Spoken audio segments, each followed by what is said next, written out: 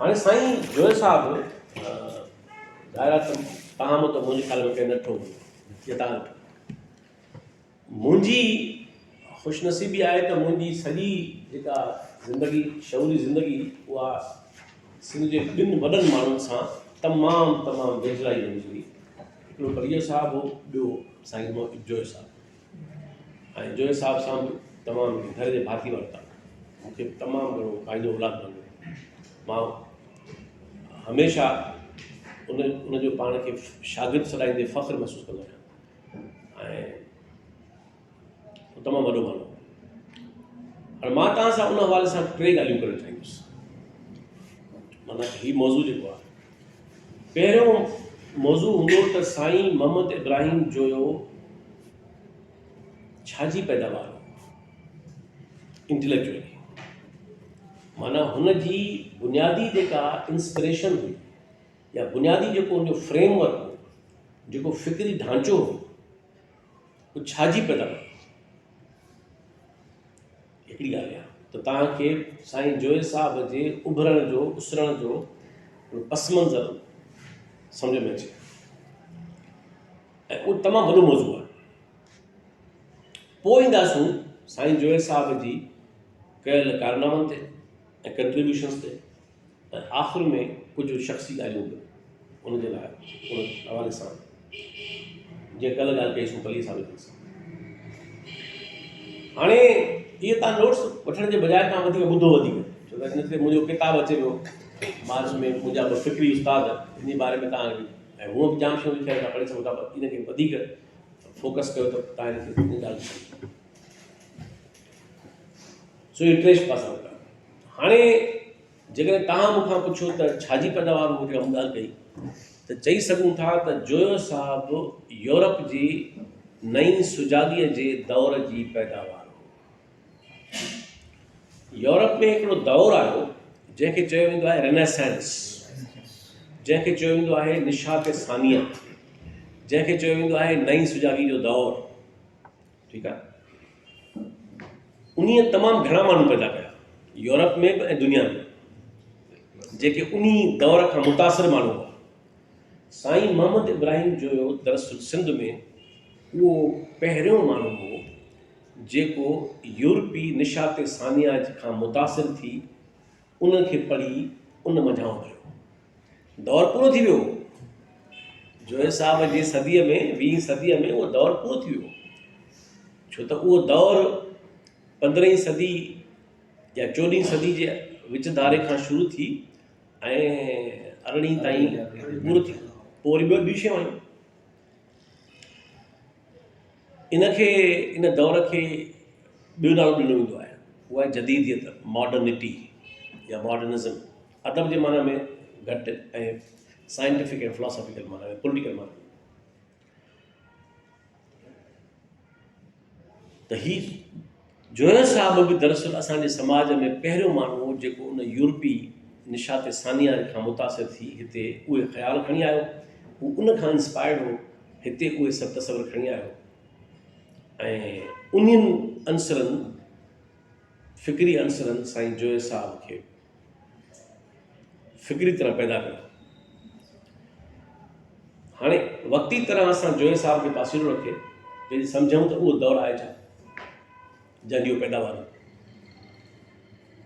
उहो दौरु छा आहे, त ईअं सम्झो त असांजो अधु मौज़ू इहो मौज़ू थियो। ऐं इन बहाने तव्हांखे कलो के तसलसुल में सम्झ में ॻाल्हि बि ईंदी त कल्ह जेको असां तनक़ीदी शौर ते ॻाल्हि ॿोल कई, त उनजे तसलसुल में तव्हांखे हिन वेग में घणियूं शयूं उहे ई उन कॉन्टेक्स्ट में मिलंदियूं त उहो दौरु छा। हाणे थियो ईअं त जीअं मूं तव्हांखे सवेर चयो त तहज़ीबूं उरूज ऐं ज़वाल ॾे वेंदियूं, उनजा सबब कंहिं ज़माने में हिंदुस्तान जी तहज़ीब, इंडस तहज़ीब तमामु उरूज ते हुई, मोहनजोदड़ो, हड़प्पा, दरावड़ समाज जो दौरु, वरी आर्यन जो अचणु ऐं आर्यन खां पोइ असां वटि घणियूं तब्दीलियूं आयूं ऐं घणनि शयुनि में ज़वाल बि आयो। वरी अॻिते हली तव्हां ॾिसो त मौर्य घराने जी डायनेस्टी आई, अशोक आज़म, चंद्रगुप्त मौर्य,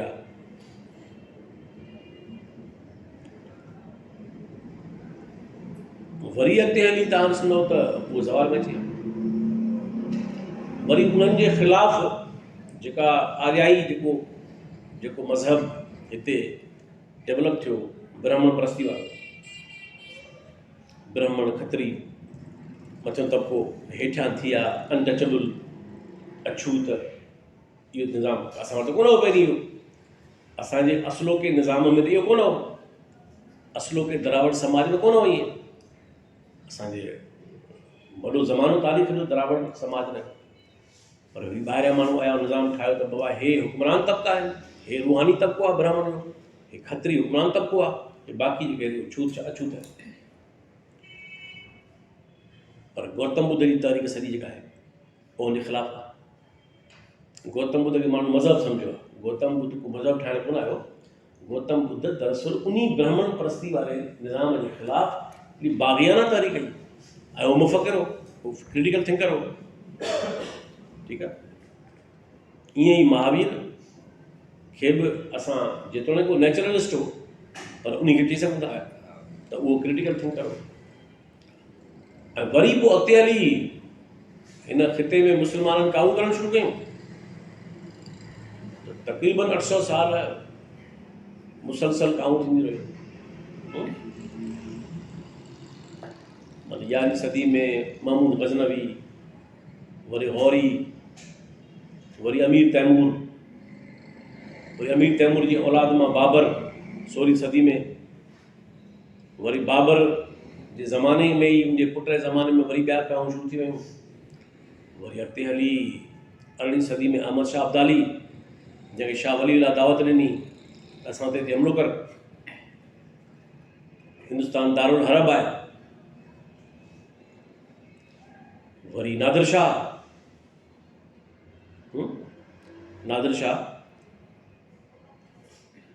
लतीफ़ साईं बिल्कुलु नौजवान आहे त इहो ज़मानो आहे। ऐं मुग़लनि जो दौरु सॼो उहो अंग्रेज़ अची वियो। त ईअं सॼी दुनिया में उथल पुथल आहे। त यूरोपीय समाज जेको आहे, जेको वेस्टर्न समाज आहे, उन में बि जेका तहज़ीब हुई ग्रीको रोमन तहज़ीब आहे, माना यूनानी ऐं रूमी तहज़ीब आहे, जंहिं ते असां कल्ह तफ़सील सां ॻाल्हायूं। तव्हां हैरान था रहिजी वञो त अॼु खां 2500 साल अॻ में, 2600 साल अॻ में ही एॾा सुवाल उथारे रहिया, एॾा बहस करे रहिया, एॾो इल्मु पैदा करे रहिया। यानी तसवर कयो त तव्हां कल्ह मूं जाम मिसाल ॾिना, डेमोक्रिटस जा, ल्यूसिफस जा, उन दौर जे घणनि माण्हुनि जा, हेराक्लिटस जा, ॿियनि जा। पर तव्हां सम्झो त हीउ जेको फ़लसफ़ो जो लफ़्ज़ आहे, इहो पाइथागोरास जो तख़लीक़ कयल आहे। पाइथागोरास जेको आहे उहो मैथमेटिशियन बि हो, सूफ़ी बि हो, ऐं हिंदुस्तान खां मुतासिर हो। इन करे जेको इनकारनेशन आहे, पुनर्जन्म आहे, इन खां मुतासिर हो, इन में बिलीव कंदो। पोइ हिकिड़ी जोक आहे त हिकिड़े भेरे पंहिंजे शागिर्दनि खे पढ़ाए रहियो, ज़मीन ते वेठो, त हिकिड़ो कुतो अचे हर हर हिकिड़े शागिर्द तंग थो करे, अचे डिस्टर्ब थो करे। त शागिर्द छा कयो, हुनजी लठ खणी हईं, त हुन भोग करे चयसि इनखे लठ न हणो, मथां तुंहिंजो पढ़ ॾाढो हुजई, छो त पुनर्जन्म में पंहिंजी बिलीव कंदो। भोग करे कि मथां तुंहिंजो पढ़ ॾाढो हुजई, लठ न हण, छाकाणि त पुनर्जन्म जी इहा हिकिड़ी ख़ूबसूरत ॻाल्हि आहे त मिथोलॉजी, पर इहा ख़ूबसूरत ॻाल्हि आहे। तव्हां जीवतुनि जो एतिराम कयो था, हर जीत त तव्हांखे कहिड़ी ख़बर अथई तव्हांजो केरु भुली वियो। माना तसवर इहो आहे त इहे जूं वटाया आहिनि। त ईअं इन्हनि शयुनि जे पोयां ॿियूं विज़डम जूं ॻाल्हियूं बि आहिनि। जीअं थर में आहे त बाबा मोर फ़क़ीर आहे, इन करे मोर जो कोई धकु न हणंदो, छिड़बंद ॾींदो। हा, त ईअं माना इहे सदियुनि जा जेके फोक विज़डम आहिनि, जे पोयां हिकिड़ी इन्हनि खे बचाइण जा अहिड़ा तरीक़ा बि आहिनि। सुभाणे त ईअं यूनान जेको आहे उहो ईअं मूं तव्हांखे ॿुधायो त जेका अकेडमी अफ़लातून ठाही, अफ़लातून जॾहिं अफ़लातून पंहिंजे उस्ताद जे मरण खां पोइ डिसअपॉइंट थी हलियो वियो, छॾियो यूनान। ॾिनी हाणे हेॾो ॾाहो माण्हू मारे छॾियो, बाक़ी छा बचियो। पर बहरहाल इंसानु वरी निकिरी थो अचे। पोइ जॾहिं वरी मोटी आयो घणो ज़मानो घुमी फिरी रोली पिनी मोटी आयो त हुन एथेंस में अकेडमी ठाही। और तव्हां तसवर करे सघो था त हुन अकेडमी ॿाहिरि छा लिखियो। अकेडमी जे ॿाहिरों इबारत लिखी छॾियईं त जंहिंखे मैथमेटिक्स सां इश्क न आहे उहो अंदरि दाख़िल न थिए। हिसाब लगायो, यानी तक़रीबन 400 साल क़िबले मसीह में हिकिड़ो माण्हू चई रहियो आहे त जंहिंखे मैथमेटिक्स सां मोहबत न आहे उहो दाख़िल न थिए। एॾो मैथमेटिक्स सां हुनखे ऐं हुयो आइडियलिस्ट पाण त माना तव्हां हैरान थी वञो, एॾी तहज़ीब मथे यूनानी ऐं रूमी तहज़ीब। अरस्तूअ जो 17 एकड़नि में तजुर्बेगाह हो। असां मिर्ज़ा गलीज बेग जे बारे में मां बि ॾिसी आयुसि कंहिं वक़्त में हुनजी लाइब्रेरी, त मिर्ज़ा साहिबु छा कंदो, उहो हुनजी लाइब्रेरी में 6 टेबलूं पियूं हुयूं। हे तर्जुमे जी टेबल, हे लिखण जी टेबल, हुन जी टेबल, हे कमु करे हिते वेंदो, हुतां हुते वेंदो, उते किताब पिया डिस्टर्ब न थियां, वॾा माण्हू थियनि था। तीअं अरस्तूअ जे 17 एकड़नि में जेको हुनजो तजुर्बेगाह हो, हिते ज़ूलॉजी जो कमु, हुते बॉटनी जो कमु, हुते फलकियात जो कमु, हुते मैथमेटिक्स जो कमु, हुते अदब जो कमु, हुते हीउ कमु, हुते सियासत जो कमु, हर शइ ते।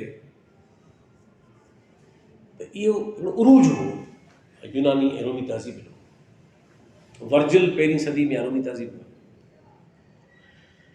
होमर 900 साल क़िबले मसीह यूनान जो अज़ीम शाइर, सैफू उन खां पोइ जी वॾी शाइर आहे। माना हिकिड़ो अजीब दौरु आहे। नाटक, थिएटर यूनान में सोफोक्लेस आहिनि, तमामु घणा वॾा, यूरिपिडिस आख़िरी वॾो तमामु ड्रामा नवीस जेको सुकरात जो संगती हो। पर थियो छा त 2-टे कम थिया जिन यूरोपी तहज़ीब खे ज़वाल वठी। जूलियस सीज़र उन्हीअ जे ज़माने ताईं जेका रोमन रियासत हुई उनखे चइबो रोमन रिपब्लिक, एम्पायर नहीं। यानी 500 साल रोमी जेका सल्तनत है उहा रिपब्लिक हुई, रिपब्लिक हुई। माना अकेले सिर्फ बादशाह खे हक़ न हो, अख्तियार न हो, बादशाह जवाबदार हो सेनेट जे साम्हूं, जो रिपब्लिक हुई। पोइ जूलियस सीज़र जॾहिं तमामु घणियूं फतहूं कयूं, कामयाबी हासिल कयूं, पावर आयसि, मिस्र फतह कयूं, घणियूं शयूं कयूं, हुन दिमाग़ ख़राबु थियो। हुन चयो त पावर में मस्ती ख़बर हूंदी आहे, त हुन चयो त न, हाणे रोमन रिपब्लिक खे असां तब्दील करे ठाहियूं था रोमन एम्पायर, जंहिंजे करे मारियोसि। हुनखे इन्ही फ़ैसिले जे पादाश में ब्रूटस खंजर हणी मारियो, जंहिं ते मशहूरु जुमिलो आहे, यू टू ब्रूटस। त उहा हुनजी माउ जी संताणी हुई, ब्रूटस खे पालियो बि न हो, ब्रूटस जी माउ जी संताणी हूंदी आहे मिस्र में, त उहो मारिजी वियो। जूलियस सीज़र पाण रोमन एम्परर थी कोन सघियो, पर जीअं ई मरी वियो, जेको पोयां आयो उहो एम्परर थी वियो। 500 साल रोमन रिपब्लिक जो दौरु थियो पूरो, ऐं रोमन एम्पायर जो दौरु शुरू थियो। हाणे माना शहनशाह खे ज़रूरत न आहे सेनेट जे साम्हूं जवाबदार थियण। हिकिड़ो फ़ैसिलो इहो थियो। ॿियो फ़ैसिलो इहो थियो जो, ऐं दौरु उहो ई आहे, ईसा अलैहिस्सलाम त पाण त बाग़ी हो, पैगम्बर हो, इनकलाबी हो, वॾो ॾाहो माण्हू। पर तव्हांखे ख़बर आहे त वॾनि माण्हुनि जा पोयां घणे भाङे ठग साबित थींदा आहिनि। घणे भाङे चवंदो, सभु न, अक्सर इहो थींदो आहे तारीख़ में। ज़रूरी बि न आहे त ईअं थिए, पर अक्सर ईअं थींदो आहे। न त बि के न के अॻिते हली ठग जा दावेदार साबित थींदा आहिनि। त उहा इहो त ईसा अलैहिस्सलाम जेको पाण हिकिड़ो अज़ीम माण्हू हो, पैगम्बर हो, ॾाहो, उन्हीअ जा जेके वारिस थी बीह रहिया पादरी, जीअं अॼोका आहे फ़िरके वारियत वारा जेके मुला पिया हलनि, इहे वरी केॾांहुं नबी साईं जी हयाती, केॾांहुं हुनजो फ़िक्र, केॾांहुं हुनजी तालीम, केॾांहुं हुनजी अज़ीम ज़िंदगी, ऐं हे जेके पिया पीके वारा रांगनूर हलनि। त उते बि इएं थियो त उते मसीहियत खे 3 सदी में, 3rd सेंचुरी में माना 3 सदी ईस्वी में जेको रोमन एम्परर हो कुस्तनतानिया शहर आहे इस्तांबुल, उहो शहनशाह रोमन शहनशाह ईसाई थियो ऐं हुन चयो त हाणे जीअं त शहनशाह ईसाई थी वियो, इन करे हुन चयो त हाणे जेको मज़हब आहे उहो रियासत जो मज़हब आहे। हाणे चर्च ऐं रोमन एम्पायर हिकु शइ।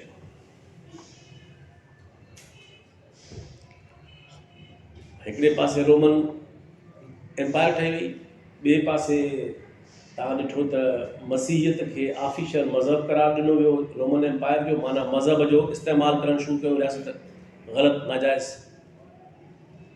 ऐं पोइ तव्हां तसवुरु करे सघो था त ऐं टियों उन्हनि जी हरकत कहिड़ी कई, उहा अञा वधीक ख़तरनाक आहे। उहा इहा आहे त उन्हनि अरस्तूअ खे रोमन एम्पायर जो ऑफिशियल फ़लसफ़ी करार ॾिनो। बाबा हू त हिकिड़ो फ़लसफ़ी हो, साइंसदान हो, ॿाहिरां हुन का शइ फाइनल कोन कई, हुन ॻाल्हियूं कयूं त ईअं न आहे त हुन ॻाल्हि सही हुई। हू त हिकिड़ो ॾाहो साइंसदान हो, फ़लसफ़ी हो, हुनखे जेको सम्झ में आयो करे वियो। हुन थोरी चयो त मुंहिंजी ॻाल्हि सही आहे। पर जॾहिं चर्च हुनखे एडॉप्ट करे छॾियो, जॾहिं रोमन एम्पायर हुनखे कवर ॾेई छॾियो प्रोटेक्शन, त हाणे अरस्तू खे चैलेंज करण जो मतिलबु छा थियो? अरस्तूअ जी कंहिं ॻाल्हि खे रद्द करण जो मतिलबु हो त चर्च खे रद्द करणु ऐं रोमन एम्पायर खे रद्द करणु। हाणे ॿियो मुंहुं, नतीजे में फ़िक्री तरह हिते ज़वाल आयो, सियासी तरह हू ज़वाल आयो, मज़हबी तरह हू ज़वाल आयो।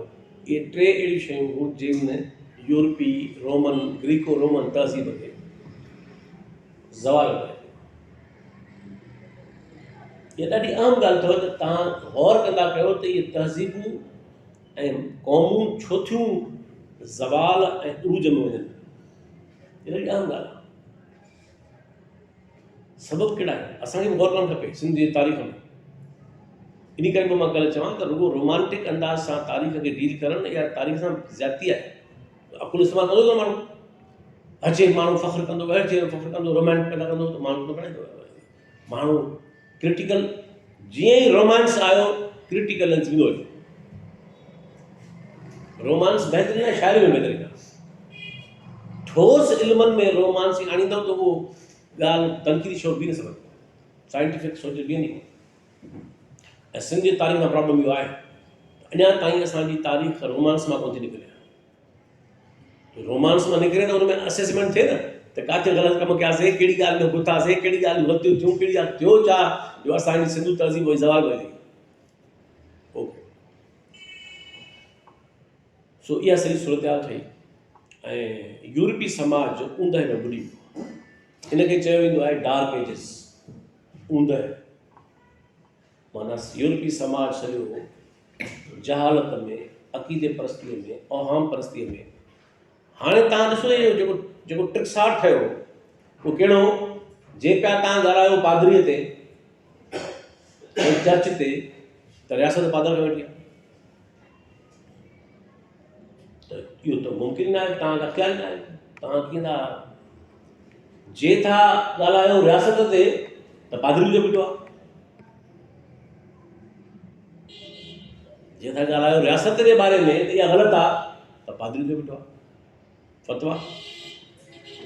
वरी जे था ॻाल्हायो फ़लसफ़े ऐं साइंस ऐं उन्हनि नतीजे जेके अरस्तू ऐं बतलीमूसी निज़ाम नतीजा कढिया, इहे ग़लति हुआ केतिरनि शयुनि में, उन खे चैलेंज था कयो त वरी ॿई बीठा आहिनि।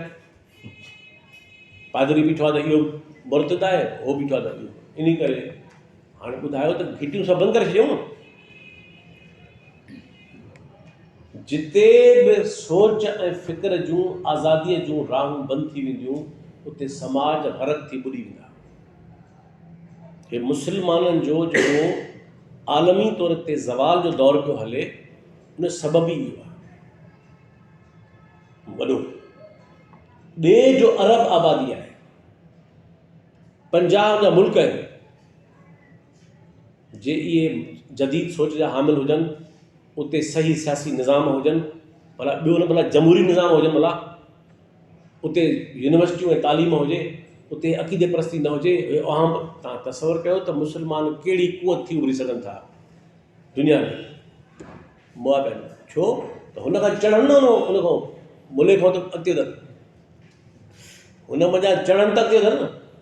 उहो हुनखे अहिड़ो माज़ी में फासायो बंदि कयो वेठो आहे।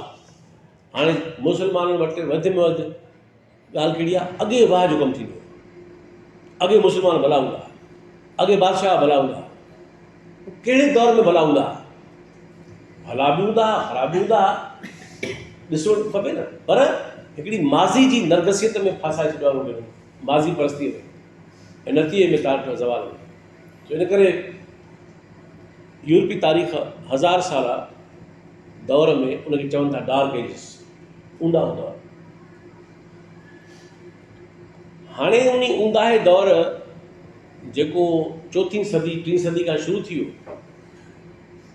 उन में चयूं त साइंस बिदत आहे, फ़लसफ़ो गुमराह कुन आहे, अदब गुमराह थो करे माण्हू, फ़न गुमराह थो करे, राग गुमराह थो करे, मुसवरी गुमराह थी करे।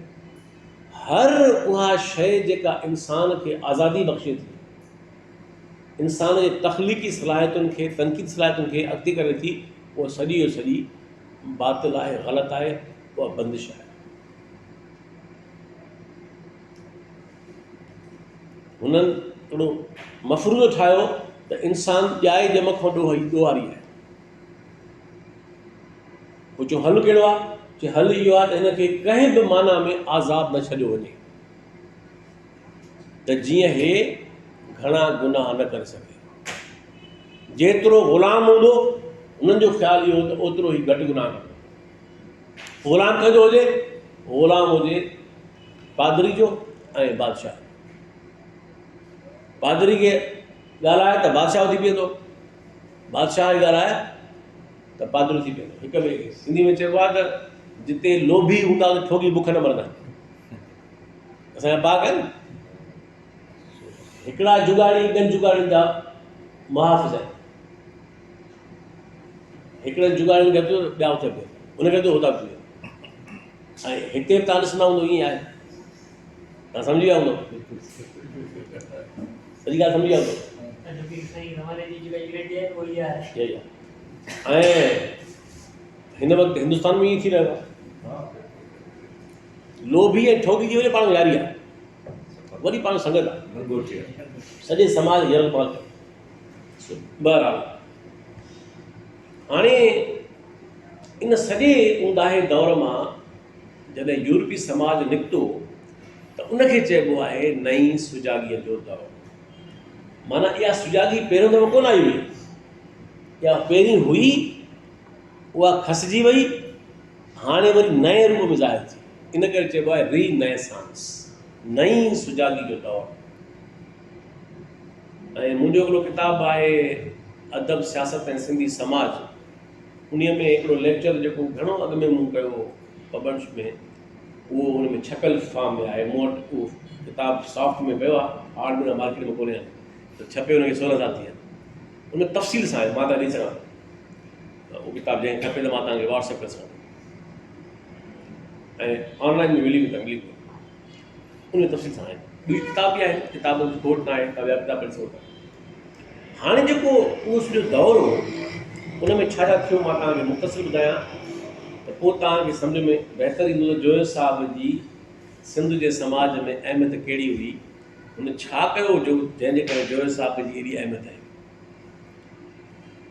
हाणे जॾहिं यूरोप में इहो दौरु नई सुजाॻी जो अचणु शुरू थी वियो, त मां तव्हांखे कुझु मिसाल ॾियां। हिकिड़ो माण्हू हो इटली जो वॾो शाइर तमामु, डांटे। डांटे 14हीं सदीअ में फ्लोरेंस में रहंदो हो, ऐं 14हीं सदीअ में डांटे हिकिड़ो शाइर हो, उन हिकिड़ो किताबु लिखियो, उन नालो आहे डिवाइन कॉमेडी। हाणे तव्हां तसवर कयो त डिवाइन उन कॉमेडी, हाणे जेको 1000 साल खां वठी तव्हांखे ॻाल्हाइण जी इजाज़त ॾेई, सवाल करण ॾोह आहे, माण्हू अलाए केतिरा मारे खपाए छॾियऊं। हाणे हिकिड़ो शाइर चए थो त डिवाइन कॉमेडी, अंदरि वरी छा आहे हुन में, जन्नत जो सैर आहे। ऐं सैर में केरु पियो कराए, रूमी तहज़ीब जो वॾे में वॾो शाइर वर्जिल, उहो पियो घुमे जन्नत। ऐं तव्हांखे टोकू ऐं तबरा करे ॿुधाए पियो, हे ईअं आहे जीअं सुभाणे को माण्हू ड्रामो लिखे ऐं शाह लतीफ़ खे मिठी में वठी अचे, त शाह लतीफ़ थरपार करे कीअं पियो घुमे, ऐं शाह लतीफ़ कहिड़ा तबसरा पियो करे। हाणे तव्हां चवंदो त शाह लतीफ़ खे चवंदो, हा त वर्जिल खे हुन जन्नत जो सैर करायो, लेकिन सार उस्ताद हो, हाणे वर्जिल पियो घुमे। ऐं हुन अहिड़ा तबरा ऐं टोकू ऐं तंज़ कया आहिनि हुन में, एॾा जो कम लाइ थी वेंदा। जेको हैबत वेठी 1000 साल खां वठी, उन में माण्हुनि खे लॻो त माना इन मौज़ू ते बि ॻाल्हाए सघिजे थो, ऐं इन मौज़ू ते बि तनक़ीदी अख सां ॾिसी सघिजे थो। त कॉमेडी जो मतिलबु छा हो, कॉमेडी त माना तनक़ीदी अख न, तंज़ ऐं मिज़ाज जे नाले में हुन कमरा जी हलो इटली में इहा सॼी जेका तहरीक आहे, जेका नई सुजाॻी जी, उहा इब्तिदाई तरह शुरू थी इटली मां, उनजो मर्कज़ इटली हो, बाद में ॿिया मुल्क शामिल थिया। हिकिड़ो माण्हू, ॿ माण्हू ॿिया, बुकेशो एंड पैटियाज, अदीब शाइर। हाणे पादरी 1000 साल खां चई रहियो त माण्हू जेकॾहिं आज़ादु हूंदो, मुहबत कंदो, त इहो ॾोह आहे। माण्हू खे थोरी मुहबत करणु खपे माण्हूअ सां, मुहबत करणु खपे डिवाइन सां। हाणे हिकिड़ो पूरो ज़मानो माण्हूअ खे हिन चयो, बाबा माण्हूअ जो थोरी कमु आहे त वरी माण्हू सां मुहबत करे, माण्हू इन क़ाबिल ई न आहे त उन सां मुहबत कई वञे। मुहबत कंहिं ॿिए सां कई वञे, ईअं अटे में लॻा पिया आहिनि।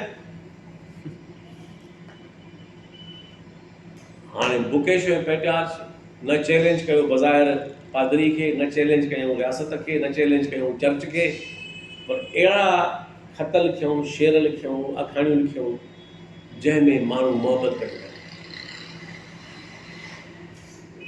जंहिंमें माण्हू आज़ादीअ सां, माना इंसान सां मुहबत करे, ऐं हिन ई जहान में ख़ुशि बि हुजे। हू तव्हांखे पटी पढ़ाए रहिया आहिनि त ख़ुशि थियण जो चकर अॻिते आहे। हिन जहान में you are not suppose to be happy. हिन जहान में निजात न ॻोल्हियो पंहिंजी, हिन जहान में पंहिंजो ख़ुशियूं न ॻोल्हियो।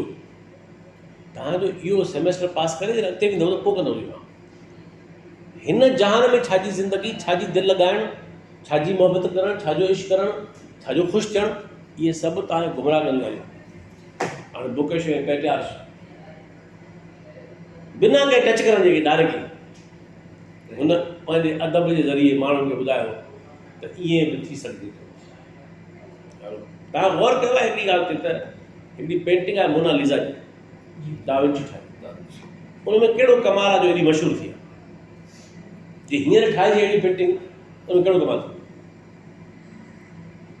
इन जी अहमियत इन करे आहे जो उहा मुस्कुराए रही आहे, उहा वॾे इत्मीनान सां मुस्कुराए रही आहे। हाणे उहा पेंटिंग इन करे अहम आहे त उहो 1000 साल जेको दौरु हो, जंहिंमें ख़ुशि थियणु ॾोह हो, जंहिंमें कंसोलेशन ॾोह हुयो, हिन जहान में ख़ुशि थियण जो त तसवर ई न आहे। उन में मोनालिसा हिकिड़ी माई, उहा चहिरे ते मुर्क खयो, त माना त माण्हुनि खे इहो ख़्यालु आयो त हिन ई जहान में मुर्की सघिजे थो, हिन ई जहान में ख़ुशि थी सघिजे थो, हिन ई जहान में जेको हुनजे चहिरे ते इत्मीनान आहे, जेका तमानियत आहे, हिन ई जहान में सभु कुझु इहो मुमकिन आहे बिना कंहिं ॻाल्हाइण जे। हिकिड़ी पेंटिंग उहो कमु कयो, इन करे आयो मां, बाक़ी छा आहे दवाईस ॿियो छा आहे, ॿियो त कुझु कोन्हे। हाणे जे माण्हू ठाहे त कहिड़ी कमाल करे, छो त हाणे इहो सुवालु न आहे। हाणे तव्हांखे मां ॿुधायां पियो त कीअं बेतरतीब शयूं थियनि पियूं ऐं कीअं हिकिड़ो दौर क्रिएट थिए पियो। हिकिड़ो माण्हू कापरनिकस, उन्हीअ नक्शो ठाहियो काइनात जो, हेलियोसेंट्रिक, ऐं हुन चयो त जेको बाइबल में लिखियलु आहे ऐं जेको बतलीमूसी निज़ाम आहे, अरस्तू बि ईअं चई वियो आहे, ऐं जंहिंखे ऑफिशियल दर्जो हासिलु आहे रोमन एम्पायर में, त धरती न फिरंदी आहे, उहा कोन पई घुमे, उहा साकिन आहे, ऐं धरती काइनात जो मर्कज़ आहे, ऐं सिज उनजो लाइ फिरी रहियो आहे। इहो तस्वर 1000 साल खां वठी ऐं अञा पोइ ते इहो क़ाइमु आहे। कापरनिकस नक्शो ठाहे चयो त फलकियात जो इल्मु इहे चवे कोन थो, धरती हिन काइनात जो मर्कज़ न आहे, साकिन बि न आहे, ऐं उन जे चौधारी सिज फिरे बि कोन पियो, राति दर हीअ पई फिरे चौधारी। हाणे माण्हुनि चयो त पर हो ॻाल्हि करे ॻाल्हि छॾे नी ॻाल्हि परसूं कोन्हे कयो, तसवर ॾेई उन खे डाविंची खयो, उन खे ब्रूनो खयो, पर जंहिं माण्हूअ उनखे हथ विधो सही माना में उहो गिलेलियो छा कयो, जो हू पीसा यूनिवर्सिटी में प्रोफेसर हूंदो हो इटली में, इहो फ्लोरेंस जे पासे में, मां वियो आहियां टीचर में, ऐं जे पीसा टावर जंहिंमें टावर आहे फिडो, पोइ हिन उन ज़माने में हॉलैंड में शीशे जो कमु थींदो, लेंस जो कमु थींदो, चश्मनि जो चश्मा ठहंदा हुते, त हीअ उतां वियो वञी दूरबीन ठाराई ऑर्डर ते, त मूंखे दूरबीन ठाही, दूरबीनी ठाराए जॾहिं पीसा टावर ते वञी ॾिठई त धरती फिरी रही, हाणे धरती ॾिसे में फिरी रही आहे, हीअ सफ़ा माना ख़ुशी मापे नथो। ऐं कुझु ॿिया बि तजुर्बा कई, मिसाल तौरु तसवर होते जेको का शइ फिटी करे थी मथां, त उहा उन जे मास जे मुताबिक़ स्पीड वठे थी, तजुर्बा कयूं घणा, ऐं उहे तजुर्बनि सां हिकिड़ी ॻाल्हि साबित कयईं त जेको कापरनिकस चई वियो आहे इहा ॻाल्हि दुरुस्त आहे, ॻाल्हि उहा दुरुस्त न आहे। धरती साकिन न आहे, धरती फिरी रही आहे, धरती मर्कज़ न आहे, धरती पाण फिरे पई कंहिं ॿी शइ जो दाई, ऐं ॿिया बि कुझु फिज़िक्स जा, ऐं उन ज़माने में इहा जेका पूरो जंहिंखे चयो वेंदो आहे एज ऑफ रीज़न, इन में 4 माण्हू वॾा अहम आहिनि इन साइंटिफिक रिवोल्यूशन में। उन में गैलीलियो आहे, उन में न्यूटन आहे, उन में लेबिनिज़ आहे, और हैनोवर में रहंदो मैथमेटिशियन हो, साइंटिस्ट हो, कैपलर आहे, इहे तमामु बुनियादी माण्हू आहिनि। हाणे जेको 1000 साल निज़ाम रहियो बीठो बिलीफ जो, उहो गैलीलियो जी दूरबीनी कम लाइ कंदो आहे।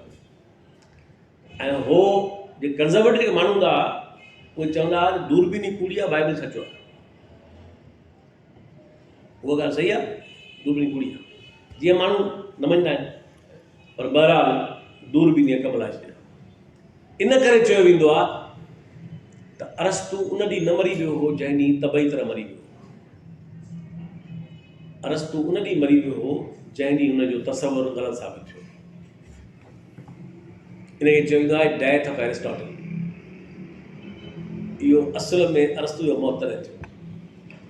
ऐं हाणे मूं तव्हांखे छा ॿुधायो, हेॾां ड्रामो डांटे डिवाइन कॉमेडी पियो लिखे, हेॾां बुकेशो ऐं पैट्रियार्च अदब ऐं तख़लीक़नि, हेॾां डाविंची मोनालिज़ा, ऐं डाविंची इंजीनियर बि हो, साइंटिस्ट बि हो, घणियूं शयूं। डाविंची उहो माण्हू आहे जंहिं ॿियनि घणनि कमनि सां गॾु तसवर त इंसानु उॾे हवा में उनजो बानी आहे। माण्हुनि चयोसि तूं इहा सलाह त कुदरत ॾींदी आहे माण्हू खे, तूं वरी कुदरत जे चकर में हथु विझी। अॼु उहो इंसानु उॾी रहियो आहे। इहो डा विंची पंहिंजा हॾ वधाया, असांखे कमु ॾेई वियो। ऐं कापरनिकस काइनात जो नक्शो फलकियात जे पूरे निज़ाम जी तख़्तो ई ऊंधो करे ॾिनो। हाणे हुन त ॻाल्हि कई नक्शो ठाहे, उनखे साबित करे ॻाल्हि भुलियल रहियल कमु जेको आहे उहो करे छॾियो न्यूटन। छाकाणि त क्लासिकल थॉट में, मज़हबी थॉट में इहो अक़ीदो हो त सभु कुझु का हस्ती करे रही आहे, सभु कुझु। अरस्तूअ उनखे वरी ॿी शिकिल ॾिनी। अरस्तूअ चयो त ख़ुदा हिन काइनात खे ठाहे उनखे क़ाइदा ऐं ज़ाब्ता ॾेई हाणे उनजे रोज़मर्रा जे कम मां हथु कढी वियो। माना ख़ुदा हिन काइनात खे ठाहियो आहे, उनखे क़ाइदा न अथई, उनखे उसूल न अथई, उनखे लॉस न अथई। बाक़ी हीअ जेको डेली लाइफ वारो कमु आहे इहो उन में न पवंदो आहे, उहो तव्हांजो पंहिंजो कमु, उहो ज़िम्मेवार तव्हां पाण। पर न्यूटन जेको पाण मज़हबी माण्हू आहे, ईअं न आहे त हे सभु माण्हू एथीस्ट हुआ। न ब्रूनो एथीस्ट हो, न कापरनिकस एथीस्ट हो, न डाविंची एथीस्ट हो, न गिलेलियो एथीस्ट हो। इहे सभु पकाए गिलेलियो पंहिंजो किताब जेको लिखियो इन ते उहो मनसूब कयईं ओपन आहे। मुमकिन आर्टिकल कई हुई त बचां, पर मज़हबी त पाण बि हुया ई। पर हुननि जे इन्हनि डिस्कवरीज़ पूरो जेको निज़ाम हो उनखे, त न्यूटन जेको पाण मज़हबी माण्हू हो, जेको कैम्ब्रिज में मज़हब पढ़ाईंदो, न्यूटन कैम्ब्रिज में थियोलॉजी बि पढ़ाईंदो। हे त खणी मशहूरु थियो जॾहिं मैथमेटिका जर्नल में हुनजो मक़ालो छपियो। ऐं जॾहिं हुन ग्रेविटेशन जो लॉ डिस्कवर कयो ऐं लॉज ऑफ मोशन डिस्कवर कया, त इनखे चइबो आहे त फिज़िक्स में मैकेनिक्स। त माना साबित थियो त का ॿी क़ुवत कंहिं शइ खे न पई हलाए, पर फितरत जे अंदरि पंहिंजा लॉज आहिनि, इन करे उहा ऑटो काइनेटिक आहे, उहा ख़ुदकार आहे। उनजे अंदरि सलाहियत रखियल आहे त उहा पंहिंजो पाण खे मादो हलाए सघे थो। मैटर खे ॿाहिरी शिकुल पिया हलाए, मैटर खे पंहिंजा ई मटीरियल लॉस पिया हलाइनि। हाणे तव्हां ॿुधायो त हणी इनखे चयो वेंदो आहे साइंटिफिक रिवोल्यूशन। इन करे इहो पूरो दौरु साइंटिफिक रिवोल्यूशन जो आहे। ॿ टे शयूं ॿियूं थियूं इन दौरान। हिकिड़ी मज़हबी इस्लाहात जी तहरीक हली यूरोप में, इनखे चयो वेंदो आहे एज ऑफ रिफॉर्मेशन। हाणे हीअ तो तव्हांखे ॿुधायो हुओ एज ऑफ रीज़न। अच्छा, एज ऑफ रीज़न में ॿ माण्हू ॿिया बि ॾाढा अहम आहिनि, उनजी ॻाल्हि करे वठां त पोइ जीअं सवलाई थींदी। उहे जदीद फ़लसफ़े ऐं साइंस जा बानी आहिनि। हिकिड़ो आहे फ्रांसिस बेकन, इंग्लैंड जो। बेकन ॿ थी गुज़रिया आहिनि, हिकिड़ो रॉजर बेकन, उहो 13th सेंचुरी में ऐं अर्ली 14th में, ऐं ॿियो आहे फ्रांसिस बेकन 16वीं सदी, 17वीं शुरूआत मकालत अल-हिकमत जो ई। उहो ई फ्रांसिस बेकन हो पॉलिटिशियन भी हो, वकील भी हो, वॾो जुगाड़ी भी हो। ईअं न आहे त वरी उहो ॿिया जुगाड़ न कंदो हो, पॉलिटिकली फुल जुगाड़ी हो, हुनजो को दीन ईमान न हो। इहा तारीख़ अजब वाक़ियो आहे। हिकिड़े माण्हूअ जागीर ॾिनसि, इंग्लैंड में मेंबर ऑफ पार्लियामेंट थियो अचे, हेठां जुगाड़ कंदो कंदो थी वियो। जंहिं जागीर ॾिनसि उन जे ख़िलाफ़ु शायदि ॾेई हुनखे माराए थी, उन सरकल थी वियो। तो पर इहो हुनजो शख़्सी किरदारु आहे। अचो ॿिए पासे जो असां वटि हुनजो अहम किरदारु आहे, उहो इहो आहे त बेकन घणा ई कम कया, पर ॿ कम अहिड़ा कया जेके बेकन खे तारीख़ में जदीद साइंस ऐं जदीद फ़लसफ़े जे बानियुनि मां सम्झो वेंदो आहे।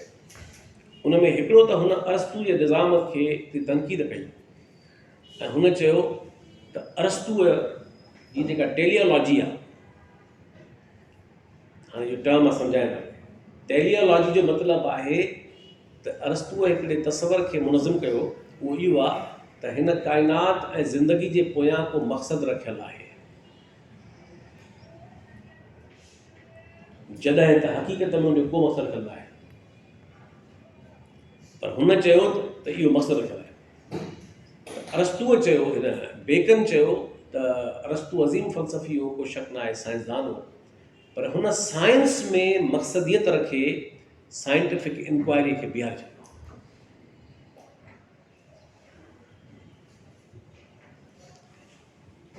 माना अरस्तू जी मेटाफिज़िक्स खे न। ॿियो हुनजो कमाल कमु इहो आहे त हुन चयो त जेका इंक्वायरी आहे, जेका जुस्तजू आहे, तहक़ीक़ आहे, उहा धुकनि मां हाणे निकिरी अचे। कल्ह असां ॻाल्हि कई स्पेकुलेशन, हाणे धुका घणा थिया। हुन हिकिड़ो साइंटिफिक मैथड डेवलप कयो जंहिंखे चयो वेंदो आहे बेकोनियन मैथड। जंहिंखे चयो वेंदो आहे बेकोनियन मैथड, माना त साइंटिफिक जांच कीअं कबी आहे, साइंसी तहक़ीक़ कीअं कबी आहे, कंहिं फैक्ट ताईं कीअं पुॼिबो आहे। माना तव्हां ख़्यालु खणंदव, हिकिड़ो आइडिया खणंदव, पोइ मुशाहिदो कंदव, पोइ मुशाहिदे खां पोइ तजुर्बो कंदव ऐं बार बार तजुर्बो कंदव, तॾहिं वञी आख़िर में तव्हां कंहिं फैक्ट पुॼंदव। जीअं तव्हां कंदा आहियो लेबोरेटरी में साइंस जी, इन चयो आहे बेकोनियन मैथड।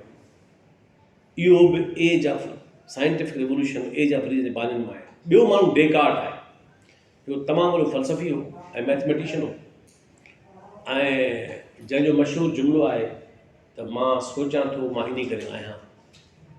हाणे तव्हां चई सघो था त ॻाल्हि त आइडियलिज़म आहे, इहा कहिड़ी ॻाल्हि आहे, मां न सोचियो त बि आहियां।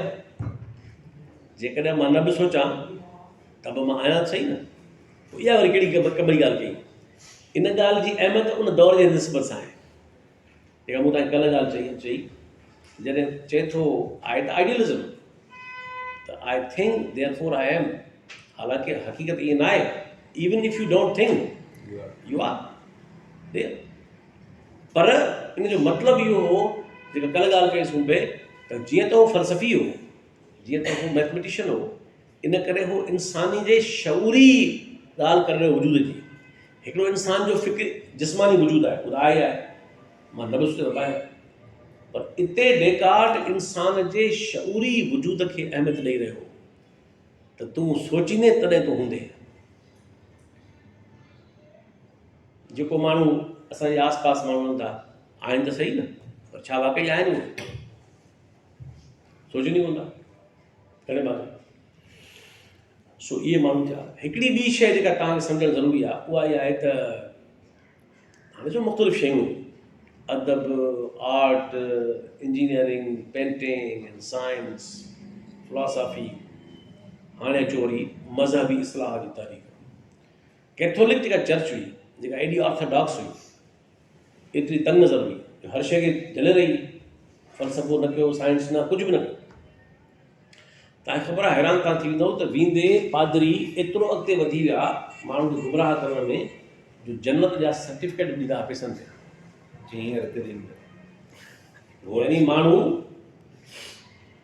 फ्लोर ऑफ कन्फेशन ते वेंदो, एतिराफ़ कंदो त मां हे सभु ॾोह कया, पर्दो हणी पादरी वेठो हूंदो पासे में, चइबो मां हे सभु ॾोह कया, मोही कया, हीअ कया, पोइ वरी पैसा ॾेई वठंदो हुओ उतां जन्नत जो सर्टिफिकेट, टिकेट। एतिरो माण्हू गुमराह कयो। हिकिड़ो माण्हू थियो मार्टिन लूथर, वॾो पोयो न, उहो पाण में अमीर माण्हू, ग़रीब माण्हू कोन हो, ऐं उन जी ज़िंदगी में प्रॉब्लम हिकिड़ो आहे बेटनि वांगुरु, त उहो इंतिहा हिकिड़े पासे कमाल जो माण्हू हो, ॿिए पासे मज़दूर दुश्मन बि, सरमाएदार जो हामी हो, ऐं सनती इनक़लाब अचणु शुरू थी वियो। पर हुनजो हे कमु कमाल हो, हुन कैथोलिक चर्च खे चैलेंज कयो। हाणे पादरी जॾहिं इहो चई रहियो हो त इंसान जाइ जे मथां ॾुआरी आहे ऐं ॾोह थो करे, इन करे हुनजी सलब कयो आज़ादी। त हिन सुवाल उथारियो त असांखे जवाबु ॾियो त पादरी माण्हू आहे न आहे? तव्हां इहो चयो न त बाबा माण्हू जेको आहे उहो जाइ जे मथां ॾोही आहे, ऐं माण्हू जी टेंडेंसी इहा आहे त उहो लाज़मी तरह ॾोह कंदो, माना ह्यूमन नेचर में प्रॉब्लम आहे। पोइ अची वञा जवाबु खपे त पादरी माण्हू आहे न आहे? जे माण्हू न आहे, कुझु आहे? ऐं माण्हू आहे त पोइ हेॾो वरी छो न कंदो? आख़िर लॉजिक फॉलो कबो न। असां तव्हां कंदो कंदासीं, ठीकु आहे, पोइ हे जो पादरी हुन पोइ ख़त लिखी टंगाईंदो वञी, ख़त लिखी ॿाहिरि टंगाईंदो चर्च वारो, हे जवाबु ॾियो। तव्हांखे इहो पढ़णु खपनि, इंटरनेट ते सभु मिली था कमाल जी शयूं। मार्टिन लूथर जा तनक़ीदी इहे जेके नुक़्ता एतिराज़, सुवाल उथारे हुनजा कमु हलाए छॾियो। जो तव्हां सर चयो पिया त सुवाल वधीक ताक़तवर आहे, जवाबु किनार थो। मार्टिन लूथर जा जवाब त कोन आया, पर मार्टिन जा सवाल अहिड़ा जिन हणी कमु हलाए छॾिया। हाणे छा कयो? हाणे ऐं हिनखे ॿियो फ़ाइदो तारीख़ जो बेनिफिट, ॿ बेनिफिट ॿिया मिलिया आहिनि। हे ॾाढी अहम, कॾहिं कॾहिं तारीख़ में इत्फ़ाक़ बि तमामु अहम थियनि था। कॾहिं कॾहिं तारीख़ में इत्फ़ाक़, इंसिडेंस, कोइंसिडेंस, हिनखे ॿिनि इत्फ़ाक़नि बल्कि टिनि इत्फ़ाक़नि तमामु घणो मदद कई हिन जी तहरीक में। पहिरीं इहा आई त ग़रीब जो ॿारु कोन हो, इन करे हिनखे एतमाद कोन हो, ताक़तवर तबिके जो माण्हू, ठीकु आहे न, हुनखे इहो ख़ौफ़ न हो त मूंखे हरू भरू अचे, पाण ताक़तवर माण्हू। ॿियो हुनखे इहो हुयो त जर्मनी ऐं इटली जो तारीख़ी तरह पाण टकर हो, ऐं कैथोलिक चर्च जो हेडक्वार्टर इटली में हो, हे जर्मन हो। ऐं जर्मन नेशनलिज़म जेको आहे उहो सहे ई न पियो इटली खे, त पोइ असांजे हूंदे छा आहे मुतबक़ वेंदा आहिनि। जॾहिं हिन इटली खे चैलेंज कयो, माना पोप खे, वेटिकन सिटी खे ऐं पादरियुनि खे, त जर्मन माण्हुनि इहो सम्झणु शुरू कयो त इन तरीक़े सां इटली जो पावर धकबो। हाणे क़ौमी टकर आयो इटली ऐं जर्मनी जो, जो ही पक हिन जे तरीक़े सां पक हिन जा कम लही ईंदा इटली जा। इटली जे हेजमनी खे क़बूल न पिया कनि घणा माण्हू, सभु त कुझु माण्हू। सो इहो जेको जर्मनी इटली जो तकरार हो, इहो कमु आहे। ऐं टीं ॻाल्हि इहा दिलचस्प आहे त लूथर खे वॾी सपोर्ट इन ॻाल्हि जी मिली त लूथर खां अॻु में प्रिंटिंग प्रेस पहिरियों दफ़ो तारीख़ में ईजाद थी। अॻे माण्हू ख़्यालु पेश कंदा छपाई कोन आहे, घणे पैमाने ते माण्हू ईंदा ई कोन आहे, पर ऐं ॿियो वरी पादरियुनि कैथोलिक चर्च चई रखियो त बाइबल जो तर्जुमो ॾोहो आहे, ममनू आहे। ख़ुदा बाइबल जे लाइ जंहिं ॿोली जो इंतिखाब कयो आहे उहा ई ॿोली रहंदी, ॿी ॿोली में बाइबल जो तर्जुमो कोन थींदो। मतिलबु त माण्हू न पढ़नि, मतिलबु त माण्हू पढ़नि न, पढ़ंदा त माण्हू चैलेंज कंदासीं माण्हू त वाह तव्हां चवंदा हीअ आहे, हुनखे त कोन ईंदा। मार्टिन लूथर बाइबल जो तर्जुमो कयो जर्मन ॿोली में, ऐं जेको जर्मन ॿोली क्लासिक आहे, जर्मन ॿोलीअ जो वॾो क्लासिक आहे, ठीकु आहे। जीअं मिसाल क़ुरान शरीफ़ खे मज़हबी हैसियत सां गॾोगॾु हुनजी ॿोलीअ खे अरबी ॿोलीअ में तमामु वॾो दर्जो हासिलु, तमामु। मतिलबु इन ॻाल्हि ते दुनिया जा वॾा वॾा अदीब नक़ाद मुतफ़िक़ आहिनि त जेका हुनजी क़ुरान शरीफ़ जी ॿोली आहे उहा अरबी जो क्लासिक आहे, अरबी जो तमामु इंतिहाई हसीन एक्सप्रेशन आहे ॿोलीअ खे। जीअं शाह लतीफ़ आहे, जीअं रूमी जी ॿोलीअ जो, त ईअं जेके थियनि था वॾा वॾा, त इन में लूथर जो तर्जुमो वॾो क्लासिक आहे। ऐं बाइबल उहो जेको 1000 साल तसलुत हो चर्च जो, कैथोलिक ईसाई जो, ऐं हिन ते नालो कयो पियो प्रोटेस्टेंट, इहो असल में हुननि हुनखे अब्यूज़ कयो। हुननि चयो त हे फॾई प्रोटेस्ट था कनि, माना प्रोटेस्ट था कनि, इन करे थी वियो प्रोटेस्टेंट। ऐं जीअं इस्लाम में इस्लाम में न पर मुस्लमान तारीख़ में जेके मुस्लमाननि जा गिरोह जेके न मके में हुआ न मदीने में हुआ, ऐं जेके इंतिहाई सग सां उभरिया आहे, पोइ इंतिहा पसंदि बि थिया, उहो ख़ारिजी हुआ। उन नालो ख़ारिजी, जिन हर अली साईं खे क़तलु कयो, ऐं उहे ई हुआ जिन असल में उस्मान खे क़तलु कयो। इन्हनि इन ख़ारिजी मतिलबु त न मके जा न मदीने जा, ॿाहिरियां, ठीकु आहे। ईअं नाला पइजंदा आहिनि तारीख़ में माण्हुनि ते। सो इनखे चइबो आहे एज ऑफ रिफॉर्मेशन, मज़हबी इस्लाहात जी तहरीक, जंहिं 1000 साला जेको तसलुत हो कैथोलिक चर्च जो उहो हणी पाश करे छॾियो। हाणे तव्हां सम्झो पिया त अदब, फ़न, फ़लसफ़ो, साइंस, काइनाती नुक़्ते नज़र, age of reason, scientific revolution ऐं मज़हबी इस्लाह जी तहरीक, इहे हिकु ॿियो क्वेश्चन। ऐं आख़िरी ॻाल्हि जेका कमाल जी आहे उहा इहा आहे त इतफ़ाक़ सां उहो ई दौरु आहे जंहिंमें यूरोप में ॾुकारनि जे करे, फूड इनसिक्योरिटी जे करे मार्क्स हुनखे चयो त इहो सबबु बेसिकली मुआशी हुआ। यूरोप में सनती इनक़लाब आहे, माना यूरोपी समाज ज़रई समाज खे भाड़े न पियो सघे। ज़राअत मां हुननि जी ख़ुराक पूरी न पई थिए हुननि जे, छो त सीउ घणो आहे, साल जा 5-6 महीना माण्हू कमु करण जे क़ाबिल ई न आहे, त माण्हू पोइ खाए कीअं? इन करे ऐं उते जेको निज़ाम आहे पाणी जो उहो बि आपाशी वारो कोन्हे, अॼु बि कोन्हे, अॼु बि बारानी आहे, नहरी निज़ाम आहे। हीअं असां वारो सिस्टम कोन्हे, वाह प्रॉपर इशू कोन, बैरेज आहे नी कोन्हे, उते अॼु बि नहरी निज़ाम आहे ऐं बारानी निज़ाम आहे। घणनि सबबनि जे करे सनती इनक़लाब आयो। सनती इनक़लाब छा कयो? पैदावार त वधाई, ठीकु आहे, पर सनती इनक़लाब सरमाएदारी खे आंदो, जागीरदारी खे धकु कयो ऐं ज़रई समाज जी ॿिए खे तब्दील थी वई ऐं मिडिल क्लास ठहियो, मंडियूं ठहियूं, मशीन कत बांटणु शुरू थी वई पैदावार में। माना त टेक्नोलॉजी साइंस जे करे मुमकिन थी हुई। तव्हां ॾिसो कीअं शयूं पाण मिलियल आहिनि, साइंटिफिक इनक़लाब जे करे ई टेक्नोलॉजी डेवलप थी ऐं टेक्नोलॉजी जे करे ई सनती इनक़लाब मुमकिन बणियो।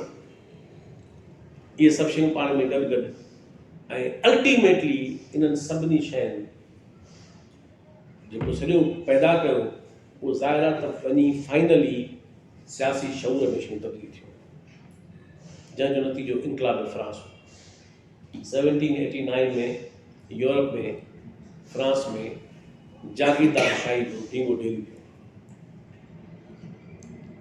ऐं इन सॼे दौर खे चयो वेंदो आहे रेनेसांस जो दौरु, नई सुजागी जो दौरु। हाणे इन मां नतीजा कढां टे, पोइ तव्हांजो पंहिंजो हे सॼो मुंहिंजो हल हुयो त तव्हांखे हिकिड़ो फ्रेमवर्क, इहो टॉपिक बि हुयो तव्हां सम्झाइजे, पर अॼु जो हिसाब जे बहाने मां तव्हांखे इहा ॻाल्हि सम्झणु चाहिई। नतीजा कहिड़ा निकिता? नतीजा निकिता इहे निकिता त सभ खां पहिरीं ॻाल्हि त क्लासिकल दौर में जेको महवर ऐं मर्कज़ हो इंसानी सोच जो, मतिलबु हर जाइ ते न पर केतिरनि घणनि जाइनि ते, उहो दरअसल डिवाइन का माफ़ूकुल फितरत हस्ती आहे जेका सेंट्रल आहे। हाणे हीउ जेको पूरो दौरु आहे इनखे चइबो आहे जदीद दौरु, मॉडर्निटी जो दौरु। इन में छा थियो? इन में डिवाइन खे रिप्लेस कयो ह्यूमनिज़म, इंसान। हू जेको सभु कुझु माण्हू सोचे रहियो हो त राज़ी कंहिं ॿिए खे करिणो आहे, जीअणो कंहिं ॿिए जे लाइ आहे, हाणे माण्हू वटि ख़्यालु आयो त राज़ी बि पाण खे करिणो आहे, ख़ुशि बि पाण थियणो आहे, जीअणो पंहिंजे लाइ आहे। ऐं हिन जहान ऐं दुनिया खे अहम सम्झणो आहे। इन जो मतिलबु आहे सेक्युलरिज़म। हिन दुनिया खे अहम सम्झी हिन खे तब्दील करणु खपे, हिन खे पंहिंजे तहवील में वठिजे। इहो आहे सेक्युलरिज़म, जंहिं ते लंच खां पोइ रहंदो। त इंसान मरकज़ी हैसियत हासिलु कई, इहो ई सबबु आहे जो जेके बि कंज़र्वेटिव मज़हबी टोला आहिनि, उहे चाहे मुस्लमाननि जा हुजनि, चाहे ईसाइनि जा हुजनि, यहूदियुनि जा हुजनि, हिंदुनि जा हुजनि, जेके हुजनि, अॼु ताईं ज़हनी तरह ख़िलाफ़ आहिनि मॉडर्निटी जे। छो त मॉडर्निटी दरअसल डिवाइन जी जाइ ते इंसान खे मरकज़ी हैसियत ॾिनी। इहा शिफ्ट हुननि खे ॾुखी पई। इन करे तव्हांखे सभु इन ॻाल्हि मुतबिक़ था। अॼु बि यूरोप में जेके कंज़र्वेटिव आहिनि कोन या गुमराही, पर बहरहाल तारीख़ खे पोइ ते वराइणु मुमकिन न आहे। Damage was done. जेको थियणो हो उहो थी चुको। इंसान खे मरकज़ी हैसियत हासिलु थी। नंबर 1 हाणे सॼी जगह मां तव्हांखे ॿुधाई ॻाल्हि इन जो हिकिड़ो नतीजो माना थियोलॉजी या डिविनिटी वर्सेस ह्यूमनिज़म यानी ह्यूमन माण्हूअ खे मर्कज़ी हैसियत हासिल थी। ॿी ॻाल्हि त बिलीफ जी जाइ ते अकुल जाइ ॿुधाई। सॼो जेको क़दीम निज़ाम हो जेतोणीकि अकुल पहिरीं बि हुयो, मूं तव्हांखे ॿुधायो कल्ह, यूनान में, हर फ़लसफ़े में, हर तहज़ीब में, इन्हनि न हो, मज़हब में हो, पर थुले लेखे जेको सिको हलंदो हो उहो अक़ीदे हो, बिलीफ, कल्चरल बिलीफ, मज़हबी belief, theological belief, cosmological belief, हर शइ में एतक़ाद जेको आहे उहो माण्हूअ जो ते हावी रुझान। हे जेको दौरु आयो जदीदियत जो, इन छा कयो, इन एतक़ाद जी जाइ ते इंसानी अकुल खे चइबी आहे, सही या ग़लति पर तय अकुल कंदो। माण्हूअ जे ज़िंदगीअ जा समाज जा मामला इंसान अकुल सां हल कंदो या तय कंदो, ॿी कंहिं शइ जी ज़रूरत न आहे। त हाणे तव्हां चई सघो था त फेथ जी जाइ ते अकुल जाइ ॿुधाई। हुते सवेर मूं चयो त डिविनिटी खे रिप्लेस कयो माण्हू, हाणे वरी फेथ खे रिप्लेस कयो करे अकुल, रीज़न। इन करे चवंदो आहे एज ऑफ रीज़न। ऐं टी ॻाल्हि त जेको 1000 साल खां वठी फितनो हली रहियो रोमन एम्पायर ऐं मज़हब जे गॾिजण जो, हिन दौर मज़हब खे रियासत खां जुदा करे छॾियो। सॼो पावर उन में आहे। चर्च जी ऑर्थोडॉक्सी उनजो पावर इन करे हो जो चर्च सां गॾु रियासत बीठी हुई। अॼु बि हिननि मज़हबी इंतिहा पसंद गुरूअनि खां, हिननि सभिनी फ़िरके वारियत खां रियासत जी सपोर्ट धार कयो, पोइ हली ॾेखारे। दरअसल रियासत हुननि जे जियापे जो वसीलो आहे। रियासत हुननि खे ज़िंदगी बख़्शे थी, पावर बख़्शे थी, प्रोटेक्शन बख़्शे थी, ऐं उन्हनि खे पाले रीताते थी। त यूरोपी समाज में रियासत ऐं मज़हब खे जुदा करणु, इन सां कमल इहा ॿिन्ही आहे। न रियासत खे बचाइण वारी चर्च रही, न चर्च खे बचाइण वारी रियासत रही। ऐं नतीजे में त इहे तव्हां चई सघो था त टे वॾा नतीजा इन दौर जा। ऐं चौथी ॻाल्हि आहे जेका मूं तव्हांखे साइंटिफिक रेवोल्यूशन मां सवेर ॿुधाई, उहा ॻाल्हि इहा आहे त मेटीरियलिज़म, मादियत पसंदी, माना जेका बि शइ काइनात में थिए पई उहा ख़्याल में कोन पई थिए, ख़्याल जे करे कोन पई थिए, उहा कंहिं न कंहिं मेटीरियल फिनोमिना जो मज़हर आहे। असांखे सम्झ में अचे त बि मटीरियल आहे, न अचे त बि मटीरियल आहे। अखियुनि सां ॾिसूं त बि मटीरियल आहे, न ॾिसूं त बि वायरस आहे कोविड, ॾिसणु मुमकिन आहे। इहा पक लॻे थो, माना आहे सही। ख़्याल न आहे, ख़्याल मां कीअं बुखारी, ख़्याल मां कीअं खंघी, ख़्याल मां कीअं माना लंघी न आहे। चङो भलो पहिलवान माण्हू वेठो आहे, किंजे बि मरे पियो आहे। कोविड तमामु सम्झो त हिकिड़ो तस्वर खां नंढो आहे, पर आहे। असां न पिया ॾिसूं, पर आहे ऐं फिज़िकल आहे। त चौथी ॻाल्हि जेका अहम आहे इन सॼे दौर जी, उहा इहा आहे त मटीरियलिज़म हिकिड़ो कॉस्मोलॉजिकल नुक़्ते नज़र थी उभरियो, यानी हिन काइनात खे सम्झण जे लाइ हिकिड़ो नओं लेंस माण्हू खे आयो, साइंटिफिक, रियलिस्टिक, फैक्चुअल, त जेका बि हक़ीक़त हूंदी उहा मटीरियलिस्टिक हूंदी, ऐं जे ख़्याल आहे त उन जे करे आहे। न ख़ुशबू आहे गुल जे करे, इहो मुमकिन आहे पहिरीं ख़ुशबू जे पोइ गुल हुजे। कंहिं शइ जो ज़ाइक़ो आहे, उहो मटीरियल न आहे, पर उहा शइ हूंदी तॾहिं ज़ाइक़ो ईंदो। माण्हू जो अकुल ऐं शऊर आहे, माण्हू हूंदो तॾहिं हूंदो, वण जी छांव आहे, वण हूंदो तॾहिं हूंदो। हर शइ जेका आहे उहा चंड जी चांडोकी आहे, पर चंड हूंदो तॾहिं हूंदी। त इहा जेका हिन दौर में तसवुरु आयो त ख़्यालु कोन थो काइनात खे हलाए ऐं फितरत खे हलाए। फितरत ऐं काइनात खे उहो मटीरियलिस्टिक आहे, उनखे पंहिंजा मैकानिकी क़ाइदा हलाए रहिया आहिनि। त इहे नतीजा निकिता, इनखे चयो वेंदो आहे जदीदियत। इहो सॼो मॉडल आहे जेको हा पोइ अॻिते हली ज़ाहिर आहे त 19वीं सदी में मार्क्सिज़म उन में ग़ैर मामूली वाधारा कया। उनखे अञा मतिलबु डार्विन जो हयातियाती नज़रियो ऐं मार्क्स जी जो तबक़ाती ऐं मादियत पसंदि नज़रियो, तारीख़ जो तर्जुमो, इहे अहिड़ा वॾा इनकलाब हुआ 19वीं सदी जा। 19वीं सदी जा वॾा 2 इनकलाब इहे वॾा, ॿिया बि आहिनि वॾा। इहे मार्क्सी फ़लसफ़ो जंहिं समाज खे हिकिड़े नए अंदाज़ सां ॾिसणु शुरू कयो ऐं फितरत खे सम्झण जे लाइ जदलियात जो इल्मु डेवलप कयो, डायलैक्टिकल मटीरियलिज़म ऐं डार्विन जो बायोलॉजिकल हयातियाती नज़रियो, जंहिं ॿियो हू तसवुरु बदिलाए छॾियो त को माण्हू ठहियलु ठुकियलु लथो हो मथां,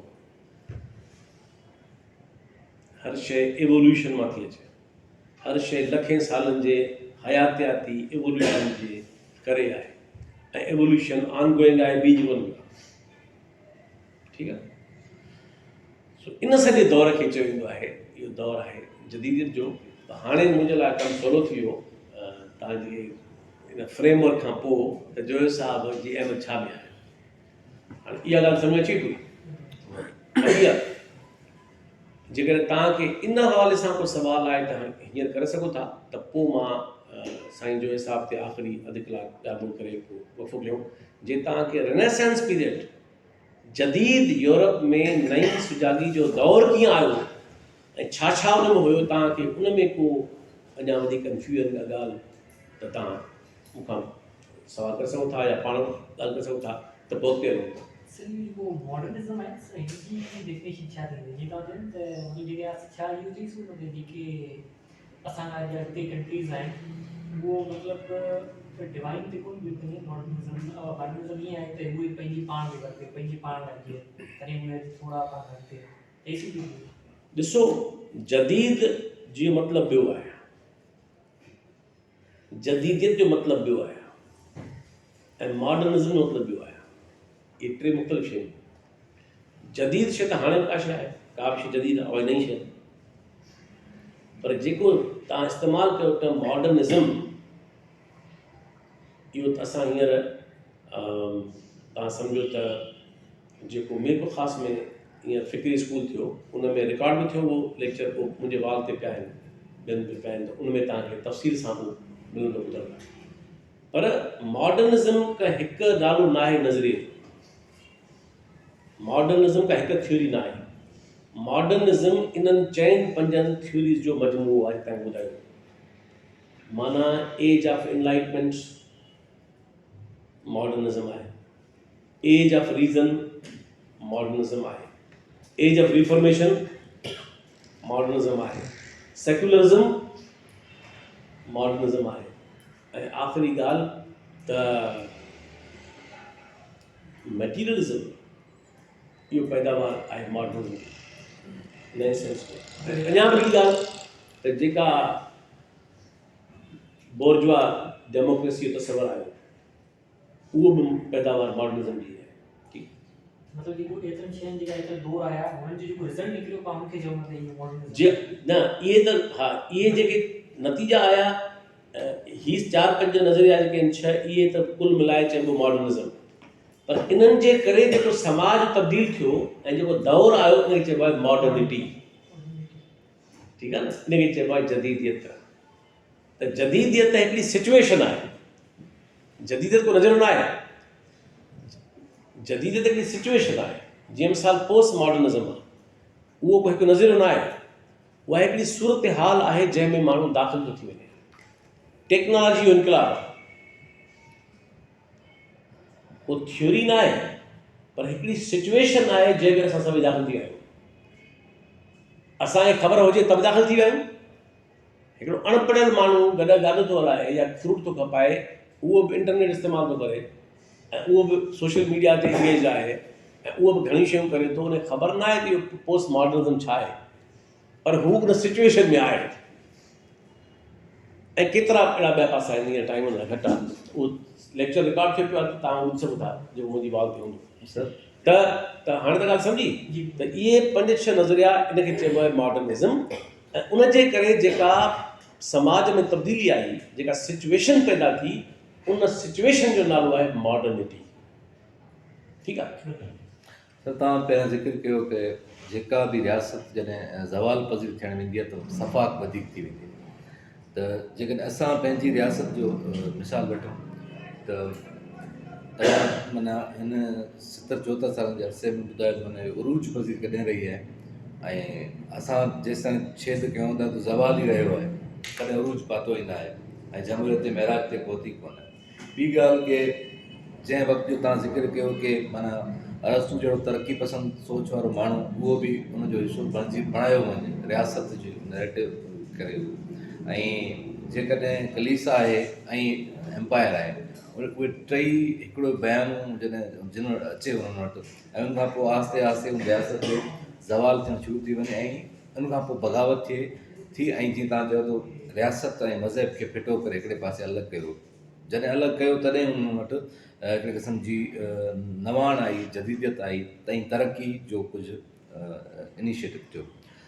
असां जेकॾहिं पंहिंजे हिते जे जेको डेमोग्राफी आहे, पंहिंजी रियासत जेका सियासी आहे ऐं अवाम जी जेके एक्सपेक्टेशन्स आहिनि, उन्हनि खे जेकॾहिं कंपेयर कयूं त मूंखे नथो लॻे कि वेझे मुस्तक़बिल में चांसिस नज़र अचनि कि असां वटि जेका मज़हबी सूरत हाल आहे ऐं रियासत जो बयानियो आहे, उहे अलॻि धारनि न वञी सघनि। इन जे बारे में मुंहिंजे ख़्याल में जेको साईं जोइस साहिबु वारी ॻाल्हि कंदासीं, ऐं कल्ह बि कईसीं पलीअ साहिब सां, त इहे जेके टे जेके मेन सिंध जा आइडियोलॉग आहिनि, माना उनजी शिकिलियूं मुख़्तलिफ़ आहिनि, सोचूं मुख़्तलिफ़ आहिनि, हुननि जा फ़िक्री बुनियाद मुख़्तलिफ़ आहिनि, पर इहे टई सिंध जी जेका ख़ुदि अयाज़ शामिल आहे, शेख अयाज़ शामिल आहे, त इहे जदीद सिंध में जेका मॉडर्निटी या जदीदियत जो दौरु आयो, उनजा आर्किटेक्ट्स आहिनि।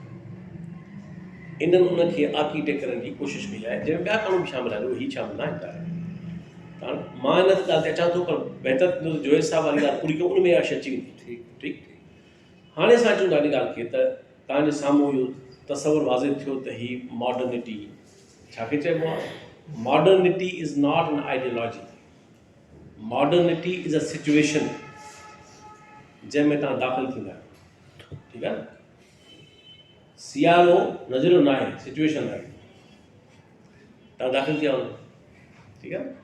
त इंसानी समाजनि में हिकिड़ा नज़रिया आहिनि, ॿियूं सिचुएशन्स आहिनि, ऐं नज़रिया बि सिचुएशन्स जी मैनिफेस्टेशन आहिनि। जॾहिं सरमाएदारी अची वई त ईअं त कोन हो न को नज़रियो खणी उहा उनजी बुनियाद ते आई। सरमाएदारी बिना नज़रिए अची वई, उहा सिचुएशन हुई। ज़राअत पूरी न पई पए, फूड इनसिक्योरिटी, माण्हुनि खे लॻो त न कुझु मुतबादल ज़रिया, सरमाएदारी अची वई, पोइ वञी उनखे एडम स्मिथ ऐं ॿियनि थियोराइज़ कयो। त ईअं न आहे त को सरमाएदारी को नज़रिए जी पैदावार हुई। ठीकु आहे न। त इन करे नज़रिया जेके आहिनि उहे बि मैनिफेस्टेशन आहिनि सिचुएशन्स जी।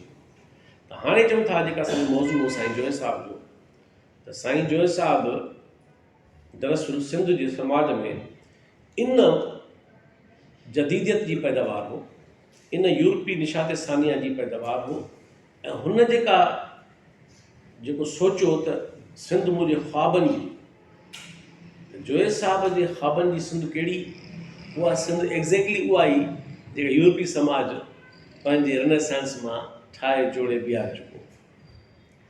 ऐं इहो ई सबबु आहे त जोइस साहिबु कंहिं हिकु रिवायत ते नथो बीहे, इहो फ़र्क़ु आहे पलीअ साहब ऐं जोए साहब में।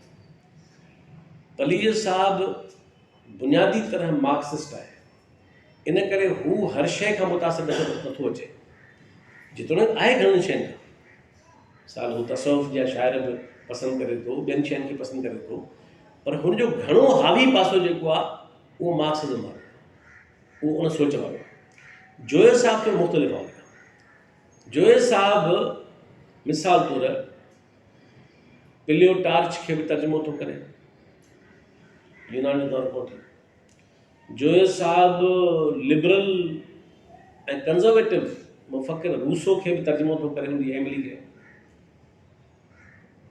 उहो त कंज़र्वेटिव हो ऐं लिबरल हो। जोए साहब वॉल्टियर खे बि, हाणे केॾा वॉल्टियर केॾा रूसो, ॿई हिक ॿिए खां मुतज़ाद, उनखे तर्जुमो थो करे। जोए साहब शिलान जो बांदी लॉर्ड बायरन जो नज़्म बि तर्जुमो थो करे। जोए साहब फ़िक्र जी आज़ादी तर्जुमो थो करे। त यूरोप जे अंदरि इहा सॼी जेका अकुलियत जो दौरु आहे उहो कीअं आहे। ऐं जोए साहब फ्रेंच इनकलाब खे बि तर्जुमो थो करे, किताब खे, नावल खे, निहारी जी कहाणी आहे। हाणे तव्हां ॾिसो पिया त हुनजो तर्जुमनि जे पोयां मक़सदु छा आहे। जोए साहब जदली मादियत ते किताब फ़लसफ़े जो इब्तिदाई कोर्स उहो तर्जुमो थो करे, जेको प्योरली मार्क्सिस्ट फिलॉसफी आहे। हाणे केॾा रूसो, केॾा वॉल्टियर, केॾा लॉर्ड बायरन, केॾा प्लेटोटार्च। जोए साहब पाइलो फ़रारी खे तर्जुमो थो करे, इल्मु तदरीस मज़लूमनि लाइ, त एजुकेशन जेका तालीमी इदारनि में आहे नाकाफ़ी आहे। ठीकु आहे न। ऐं जोए साहब पाण बि शयूं लिखे थो, मिसाल तौरु सेव सिंध सेव दी कॉन्टिनेंट नेशनलिज़म जे बुनियाद ते आहे। जोए साहब पार्टीशन खां पहिरीं मज़मून थो लिखे त फाशिज़म में ऐं कहिड़ो फ़र्क़ु आहे नेशनलिज़म में। जोए साहब किताब थो लिखे सेक्युलरिज़म में अक़ीदत पसंदी मुंहुं छपरायो। हाणे तव्हां सम्झो पिया त उहे सभई अंसर जेके रिनेसांस पीरियड जा रुझान आहिनि, या त हू पाण लिखी रहियो या उनखे तर्जुमा करे रहियो, पर कोशिशि इहा करे रहियो सिंध जे समाज में अहिड़े क़िस्म जी नई सुजाॻी पैदा कजे जीअं यूरोपी समाज में उहा हिन खां सदियूं अॻ में तजुर्बे घाट अची वई। त तव्हां चई सघो था त जोए साहब कंहिं हिकु फ़िक्र जी रिवायत ते बीठल न आहे। हू नेशनलिस्ट बि आहे, हू मटीरियलिस्ट बि आहे, हू सेकुलरिस्ट बि आहे। वहशी जीवत जा निशान तर्जुमो जोए साहब कयो आहे। मुंहिंजी ज़िंदगी में ॿिनि किताबनि मूंखे सभ खां पहिरीं लोॾे छॾियो। माना इहे ॿ किताब मां न पढ़ा हा त शायदि मां हे दॿ न वठंदो। ऐं टियों नंढिड़ो किताबु जेको हो उहो प्रिंस क्रोपोटकिन जो नंढिड़ो नज़र, पर ही ॿ पहिरियां किताब आहे। उहे किताब हो जादू ऐं साइंस, ऐं ॿियो वहशी जीवत जा निशान। इहे तर्जुमो जोए साहब कयो। त मुंहिंजो सॼो जेको नुक़्ते नज़र हो उहो सॼो लुड़ी वियो, जेको अॻ में बीठल हो, जेको आम असां सभिनी जो आहे। त साईं मोहम्मद इब्राहिम जोए जेको आहे, तव्हां ॾिसंदव त उहो सिंध जे समाज में दरअसल उहे तसवर खणी अची रहियो हो जेके यूरोपी निशात सानिया जे अंदरि अॻ में ई उन्हनि जे कतब अची चुका हुआ, कम अची चुका हुआ। इन करे हू हर उहा शइ खे एज ऑफ रिफॉर्मेशन, मां तव्हांखे ॿियो मिसाल ॾियां, हिकिड़ी लाइब्रेरी अथव जेका ऑनलाइन पई आहे, ऐं जेका जोए साहब थैंक्स टू हिम, मां हुनजो अहसानमंद आहियां। हुन मूंखे उहा जेतिरा बि किताब हुनजी लाइब्रेरी में हुया उहे मूंखे सभु पढ़ाई ऐं 1 बाय 1 पढ़ाई। ऐं एॾो ख़ुशि थींदो हो जॾहिं मां किताबु पूरो करे ईंदो हुउसि। तव्हांखे ॿुधाइणु सघां, जोए साहब जी हिकिड़ी मासूमाना ख़ुशी जी आलम हूंदो हो, किताबु पढ़ण मां ख़ुशि हूंदे ऐं उस्ताद ई कंदो न, त उहो किताबु पोइ उहो चवंदो हाणे ॿुधाए छा पढ़ी हुन में, छा छा हो। ऐं मां उहो हुनजी ग्रेटनेस खे अॼु बि महसूसु करे सघां थो त हू केॾो ख़ुशि थींदो हो जॾहिं मां हुनखे ॿुधाईंदो हुउसि ऐं हुनखे लॻंदो हो त किताबु सम्झी वियो आहे। इहे हूंदा आहिनि वॾा माण्हू, उस्तादनि खे चइबो आहे असुल में। ऐं ख़ुदि पलीअ साहब ईअं मतिलबु ॿिन्ही जे तरीक़े में फ़र्क़ु, मिज़ाज में फ़र्क़ु, पर उहो बि इन वॾो उस्ताद हो इन ॻाल्हि में, तमामु वॾो माण्हुनि खे पढ़ाइणु शयूं करणु। त साईं जोय साहिबु उहा लाइब्रेरी आहे थिंकर्स लाइब्रेरी। थिंकर्स लाइब्रेरी तव्हां सभिनी खे मोकिलाए छॾणु खपे, 1 by 1। जीअं तव्हां कल्ह चयो न, तव्हांजी ॻाल्हि कई त पलीर साहिब जी कमाल ॻाल्हि तव्हांखे वणी, कल्ह मूं ॿुधाई तव्हांखे त मर्ज़ी जो मोहताज माण्हू न हुजे। हे बिल्कुलु ईअं आहे जीअं माण्हू खे जेका दिलि चए उहो न खाए, जेको ज़रूरी आहे उहो खाए। जो रुॻो तव्हांजे दिलि चवंदी पिया खाईंदो तव्हां रुलींदव, पर जेको तव्हांजे सिहत लाइ ज़रूरी आहे तव्हांखे उन ते वधीक ज़ोर ॾियणो। त इन करे माण्हू इल्म जी हासिलात में रुॻो मर्ज़ी जो मोहताज न हुजे। ही जेका थिंकर्स लाइब्रेरी आहे, मुंहिंजो त काफ़ी पुराणो ख़्वाबु आहे, अञा ताईं ज़ाहिर ख़्वाबी आहे, त हाणे असांजो इदारनि जो हाल कोन्हे पूरो सारो आहे। जेकॾहिं थिंकर्स लाइब्रेरी जा इहा सॼी सीरीज़ तर्जुमो थिए सिंधी में, त असां हिकिड़ो पूरो नओं नस्ल पैदा करे सघूं था। ऐं मां काफ़ी दफ़ा इहा इदारनि सां ॻाल्हि कई आहे, वेठो आहियां त हेतिरा पैसा अथव, ज़ाया कयो था अजायनि शयुनि में, अजाया किताब छपराए मिड़ी for the sake of publication. Thinkers library जा किताब जेके आहिनि उहे तव्हां जेकॾहिं, ऐं हीअ तव्हांखे मौज़ू ॿुधाया मूं सभई, कंहिं ज़माने में घणी पुराणी ॻाल्हि आहे, इहा ॻाल्हि 98 की हूंदी। मां हिकिड़ी तरतीब ॾिना किताब हिकिड़ा इन्हनि 5-6 मौज़ूअनि ते। मिसाल तौरु जेको इटली में निशात फ़निया आई, 2-3 किताब उन ते, 2 किताब 3। एज ऑफ रिफॉर्मेशन 2 किताब 3 उन ते। मिसाल एज ऑफ रीज़न 2 किताब उन ते। साइंटिफिक रिवोल्यूशन 2 किताब उन ते। ऐं सरमाएदारी जो उभरणु ऐं जागीरदारी जो ॾिणणु इन ते 2 किताब। ऐं इनकलाब फ्रांस ते किताब। इनकलाब फ्रांस ते जेको नंढड़ो किताब एंजल्स जो आहे, ऑनलाइन कयो आहे। ॾिसो हर शइ पई आहे, पढ़ण वारा कोन्हनि, मसइलो इहो आहे। अॼोके दौर में तव्हां हिकिड़े ख़ुशि नसीब दौर में पैदा थिया आहियो, पर बदनसीबी आहे त माण्हू पढ़ियो कोन कंहिंखे। त इन करे नंढड़ो किताबु आहे, छा त तजियो आहे इनकलाब फ्रांस जो। त इहा मूं हिकिड़ी लिस्ट ठाही उन ज़माने में, त इहे 20 किताब जेकॾहिं इहे तर्जुमो थी वञनि त असांजे नए नस्ल खे पूरो हिकिड़ो मॉडल साम्हूं हूंदो। ऐं ज़ाहिर आहे त किताब उन खां पोइ बि तमामु घणा वॾा आहे, मार्क्सिज़म ते ईअं किताब कुझु बुनियादी।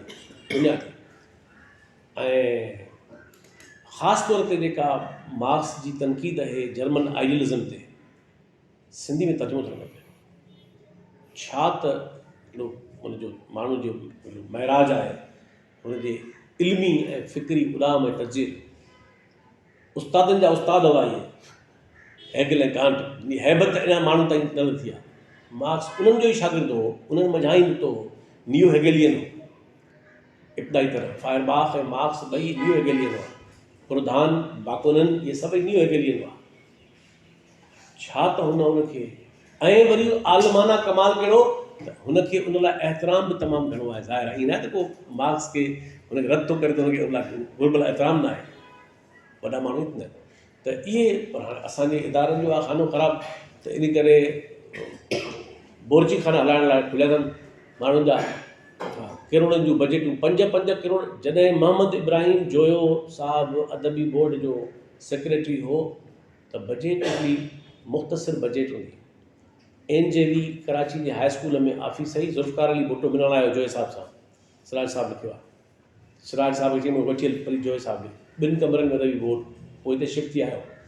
महदूद वसीलनि जे बुनियाद ते हुन शख़्स अदबी बोर्ड जे 15 सालनि में तव्हांखे पूरो दौर पैदा करे ॾिनो। 5 किरोड़ 8 किरोड़ बजट, साल में हिकिड़ो किताब कमायो न आहे। माण्हुनि जा बुर्च खाना पिया हलनि। त जेकॾहिं इन क़िस्म जा कम थियनि जो असां हिकिड़ा दुनिया जा टॉप जेके अहिड़ा किताब जेके जिन दुनिया खे तब्दील कयो आहे, उन्हनि जेके त असांजो नओं नस्ल जेको आहे ज़ाहिर आहे सभु त अंग्रेज़ी नथो पढ़ी सघे। त इन करे इहे पर बहरहाल ज़रूरु लॻा पिया आहियूं त इहो कॾहिं न कॾहिं इहो ख़ुदि कंहिं इदारे में मुमकिन बणिबो। त जोए साहब जो इहो आहे त जोए साहब इहो सॼो जेको दौरु आहे अक़लियत पसंदी जो, सेक्युलरिज़म, मादियत पसंदी ऐं age of reason, age of enlightenment, reformation जी मूवमेंट, यस। हाणे इन में जोए साहब हिकिड़ा तर्जुमा कया, मूं तव्हां ॿुधाया। ॿियो जोए साहब इहो कयो त जोए साहब जॾहिं अदबी बोर्ड में 15 साल हो त जोए साहब हिकिड़ा तर्जुमा पाण कया, ॿिया माण्हू कराया। जादू ऐं साइंस हुन पाण तर्जुमो कोन कयो। केतिरा किताब जोए साहब जे हथ मां किताब निकिता, कमाल किताब निकिता, छो त उहो आदर्शी माण्हू, उनखे ख़बर हुई त असांजो समाज इल्म में ऐं शयुनि में पुठिते पियल आहे। हिते फ़िलहालु पंहिंजो इल्मु एतिरो कोन्हे त जेको ॿाहिरि मौजूदु आहे उहो तव्हां ॼाणियो। त जोए साहब जा 15 साल महिराण रिसालो हुजे, किताब हुजनि, तारीख़ जूं स्कीमूं हुजनि या तर्जुमा हुजनि, इहे सभई कम जोए साहब कया। जोए साहब जो जेको तव्हां सम्झो त जेके बि जूं तहरीरूं आहिनि, तर्जुमा आहिनि, उहो थुले लेखे तव्हांखे नज़र उहे ईंदा त रेनेसांस जो दौरु, जदीदत वारो दौरु या सभई रुझान हिन जे उन्हनि शयुनि में मौजूदु आहिनि। ऐं जोए साहब जो जेको इम्पैक्ट आहे उहो तव्हां हीअं ॾिसो, मिसाल पलीअ साहब जे पाए जो आलिम ऐं स्कॉलर चवंदो हो त जेकॾहिं मुंहिंजो उस्ताद जोए साहब न हुजे हा त मां सख़्तु मज़हबी माण्हू हुजां। इहो जोए साहब लाइ पलीअ साहब लिखियो आहे, ॻाल्हायो आहे, रिकॉर्ड ते मौजूदु आहे। मूंखे चवंदो त शेख अयाज़ चए थो मां शेख अयाज़ न हुजां हा जेकॾहिं मुंहिंजे पोइ जोए साहब न हुजे हा। हुन लिखियो आहे त जेकॾहिं मां रूमी आहियां त उहो मुंहिंजो तबरीज़ आहे, माना मुंहिंजो उस्तादु आहे। तव्हां ॾिसो त सिराज उल मेमण चए थो मुंहिंजो उस्तादु आहे। तव्हां असांजे नसुल ताईं ऐं असां खां इवन पोइ जे नसुल ताईं, त जीअं आसिम आख़ून ॿिया हुआ, त सम्झो को माण्हू तव्हां ॾिसंदव उहो उनजी बुनियादी मिटी में जोए साहब मौजूदु हो, उनजी जोहर मौजूदु हो। त जोए साहब असांजे केतिरनि जनरेशन्स खे इम्पैक्ट कयो, इन्फ्लुएंस कयो। तव्हां सोचो त पलीअ साहब ऐं जोए शेख अयाज़ जे नसुल खां वठी ऐं असांजे नसुल ताईं मुंहिंजी बि सॼी शऊरी ज़िंदगी जोए साहब सां हिकिड़े घर जे भाती वांगुरु हुई। उहो मुंहिंजे घर जो भाती हो, मां हुन घर भाती हो, घर भाती खां मथे ॻाल्हि आहे। ऐं इन करे मूंखे हुन सां बेपनाह प्यार बि आहे ऐं हुन लाइ इज़त बि आहे, छो त मां हुनजो शाहिदु आहियां। मां तजुर्बो कयो त हिकिड़े सूंहें वांगुरु, ॾाहे वांगुरु, कीअं उस्ताद वांगुरु उहो असांजी तरबियत कंदो हो, असांखे किताब ॾींदो हो ऐं उन में ख़ुशि थींदो हो।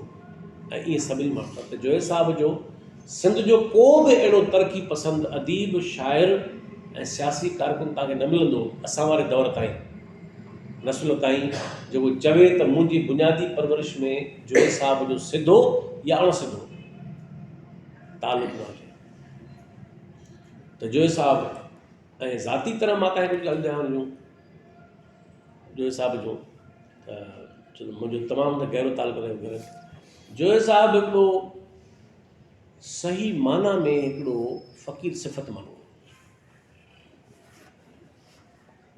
तव्हांखे मां ॻाल्हि ॿुधायां, मां इन हिसाब सां अहिड़ो माण्हू न ॾिठो आहे पंहिंजी हयातीअ में। मुंहिंजो वालिद साहब पाण बि हिन क़िस्म जो माण्हू हो, उहो आलिम हो।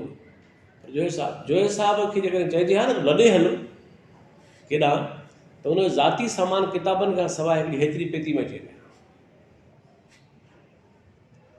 इनखे चइबो आहे मिनिमलिस्ट।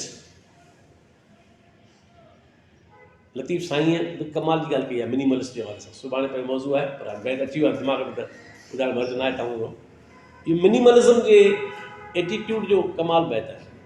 न की खणनि पाण सी, न की साणनि पाण, अहिड़ा जिन उञाण आउं न जीअंदी उन रीह। इहो टिपिकल जोए साहब मुजस्मो, सादो तरीन माण्हू, वॻा कपिड़नि जा कुल 3, हिकिड़ी वासकोटी, हिकिड़ी टोपी, का चपल, को हिकिड़ो बूट, हिकिड़ो रेडियो, ॿिया किताब।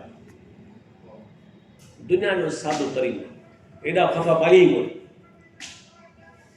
घर बि पंहिंजो सॼी उमिरि कोन हुअसि। उहो पुट जे घर रहंदो, जेको रहंदो पुट जो घर हुओसि, पंहिंजो कोन हुअसि, पंहिंजो सही बि किराए ते रहे। हिकिड़ो मुकमल आदर्शी माण्हू, सादो माण्हू ऐं बुनियादी तौरु हू हिकिड़ो उस्तादु।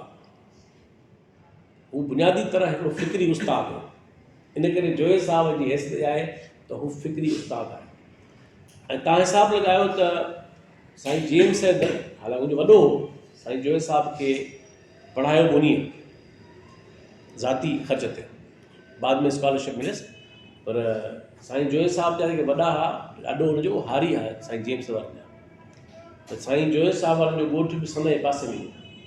त साईं जो वालिद साहब त गुज़ारे वियो नंढपण में, जॾहिं न ॼाओ हो, जोए साहब खे ॾाढे पालियो। त जोए साहब हिन ॿारड़े खे वठी साईं जेम्स वटि आयो।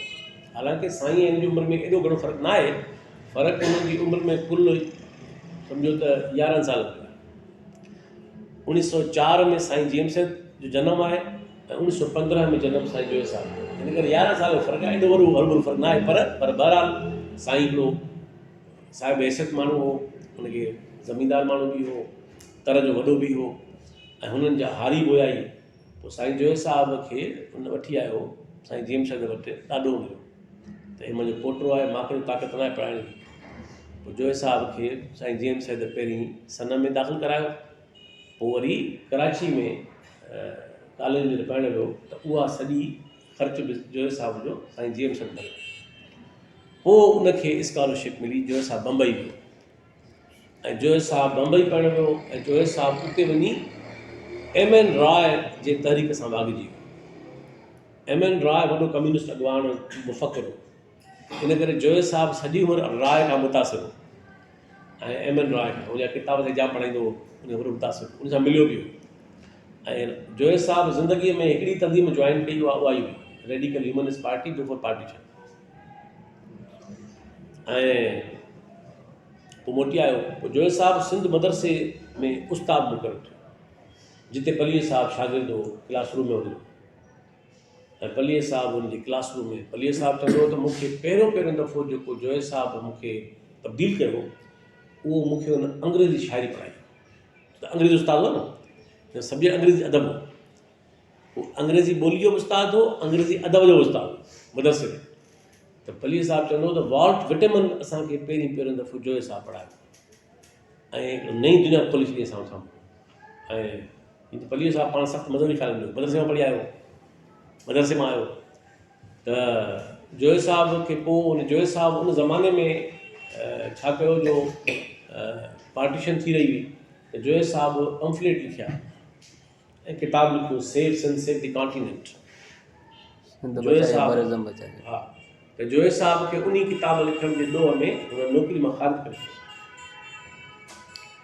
ऐं जोए साहब नौकिरी ॾियां वेठो। पोइ जोए साहब खे वरी ठटे में हेडमास्टरी मिली स्कूल जी, ऐं पोइ जोए साहब ठटे में उस्ताद रहियो।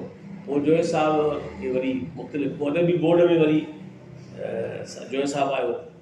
पोइ इहे मुख़्तलिफ़ ज़िंदगी में कम आहिनि, पर ॻाल्हि इहा आहे त जोए साहब जिते बि रहियो उते हुन कमु उहो ई कयो जेको जो फ़िक्र जो कमु। इन करे बुनियादी तौर ते उहो अदीब हो, स्कॉलर हो, आलिम हो, ऐं मुतरजम हो, ऐं उस्ताद, फ़िक्री उस्ताद। त इहे जोए साहब जूं ख़ूबियूं आहिनि। ऐं जोए साहब जी मूं तव्हांजी ॻाल्हि पई कई त साईं जेम्स पंहिंजो को बि किताब कोन छपाईंदो हो जेसि ताईं जोए साहब हुनखे एडिट न कंदो। सुवाल जोए साहब एडिटर परफेक्ट हो, हुनजे हथ मां शइ निकिती त कामा बि हेॾो न थींदी। इन करे तव्हां ॾिसंदो त M.H. पंवर साहब, साईं G.M. सैद, G.M. मैकरी, इहे पाण ई वॾा माण्हू हुआ, तमामु आलिम हुआ, उहे बि जेसि ताईं जोए साहब हुनजी तहरीर खे फाइनल न कंदो ॾिसंदो कोन, छपाए न कंदो। मां केतिरा भेरा साईं G.M. सैद गॾिजी वियुसि साईं जोए साहब सां गॾु, ऐं जोए साहब खे साईं ॾिनो पंहिंजूं शयूं, जोए साहब ॾिसी चेक करे वरी खणी ईंदो हो, वरी साईं पाण ॾिसंदो हो, पढ़ंदो हो। त माना तव्हां हुनजी इहा हिकिड़ी इल्मी हैसियत सम्झो त केतिरी हुई। ऐं त इहे सभु जेके जोए साहब जी ज़िंदगी आहे, ऐं इनखे जेकॾहिं असां कंक्लूड कयूं त पोइ भले तव्हां सवाल करे सघो था इन ॻाल्हि हवाले सां। साईं ते वरी लंच खां पोइ हलंदासीं साईं जेम्स ते। त जोए साहब खे जेकॾहिं मां कंक्लूड कयां हाणे, त जोए साहब चइनि अंसरनि जो मिलाप। जोए साहब जे अंदरि 4 मुख़्तलिफ़ रुझान आहिनि जेके हुन में गॾु। सभ खां पहिरीं जोए साहब मटीरियलिस्ट आहे। ठीकु आहे, माना हुन जो जेको नुक़्ते नज़र क़ाइदा थी उहो मटीरियलिस्टिक आहे। जोए साहब हिकिड़ो प्रोग्रेसिव नेशनलिस्ट आहे, हू नेशनलिस्ट आहे, वरी थोरो सम्झो फ़र्क़ु आहे। जोए साहब सेक्युलरिस्ट आहे, स्टांच पको, ये टे शयूं, माना मटीरियलिस्ट, प्रोग्रेसिव नेशनलिस्ट, सेक्युलरिस्ट। ऐं चौथी ॻाल्हि त जोए साहब जेतोणीकि मार्क्सिस्ट कोन हो, पर उन सां घणे हद ताईं मुतफ़िक़ हुयो, उन खां मुतासिर हुयो, तंहिंजे तर्जुमा कई आहे। इन करे इहे चारई असांखे शयूं जोए साहब में नज़र अचनि थियूं गॾु गॾु। ऐं जेका जोए साहब किताब लिखियो सिंध मुंहिंजे ख्वाबनि जी, उहा ख्वाबनि जी सिंध आई हुई। त माना जेकर तव्हां पुछंदव मूंखां जोए साहब जे ख्वाबनि जी कहिड़ी हूंदी, त जोए साहब जे ख्वाबनि जी सिंध उहा जेका आज़ादु हूंदी, जेका सेकुलर हूंदी, जंहिंजे माण्हुनि जो शऊर जेको आहे उहो मटीरियलिस्टिक हूंदो, मज़हबी न हूंदो, ऐं जेका नेशनलिज़म जे बावजूदि डायलेक्टिकल ऐं मार्क्सी रुझान रखंदड़, इहा आहे जंहिंखे जोए साहब चयो सिंध मुंहिंजे ख्वाबनि। ऐं हाणे तव्हां सां उन जो कहिड़ो तालुक़ु थी वेठो, तव्हां मां घणनि कोन थो, इन करे वॾा माण्हू जिस्मानी तरह वरी ईंदा आहिनि पर जीअरा हूंदा आहिनि पंहिंजी किताब। तव्हां जोए साहब जा तर्जुमा पढ़ंदो, किताब पढ़ंदो, तव्हांखे जोए साहब सां कचहरी थी वेंदी, मुलाक़ात थी वेंदी। ईअं न आहे त मुलाक़ात मुमकिन आहे। तव्हां अॼु बि सुकरात जो ख़ुतबो पढ़ो आख़िरी, त तव्हांखे लॻो तव्हां बि ॻाल्हायो, तव्हांखे ॾिठो तव्हां सां ॻाल्हायो, तव्हां वेठा आहियो, तव्हां अखियूं ॿूटे ॾिठो तव्हां ॻाल्हायो। त दुनिया जा वॾा माण्हू जेके आहिनि उहे ईंदा हलिया आहिनि पर तव्हां सां हूंदा आहिनि मोटी।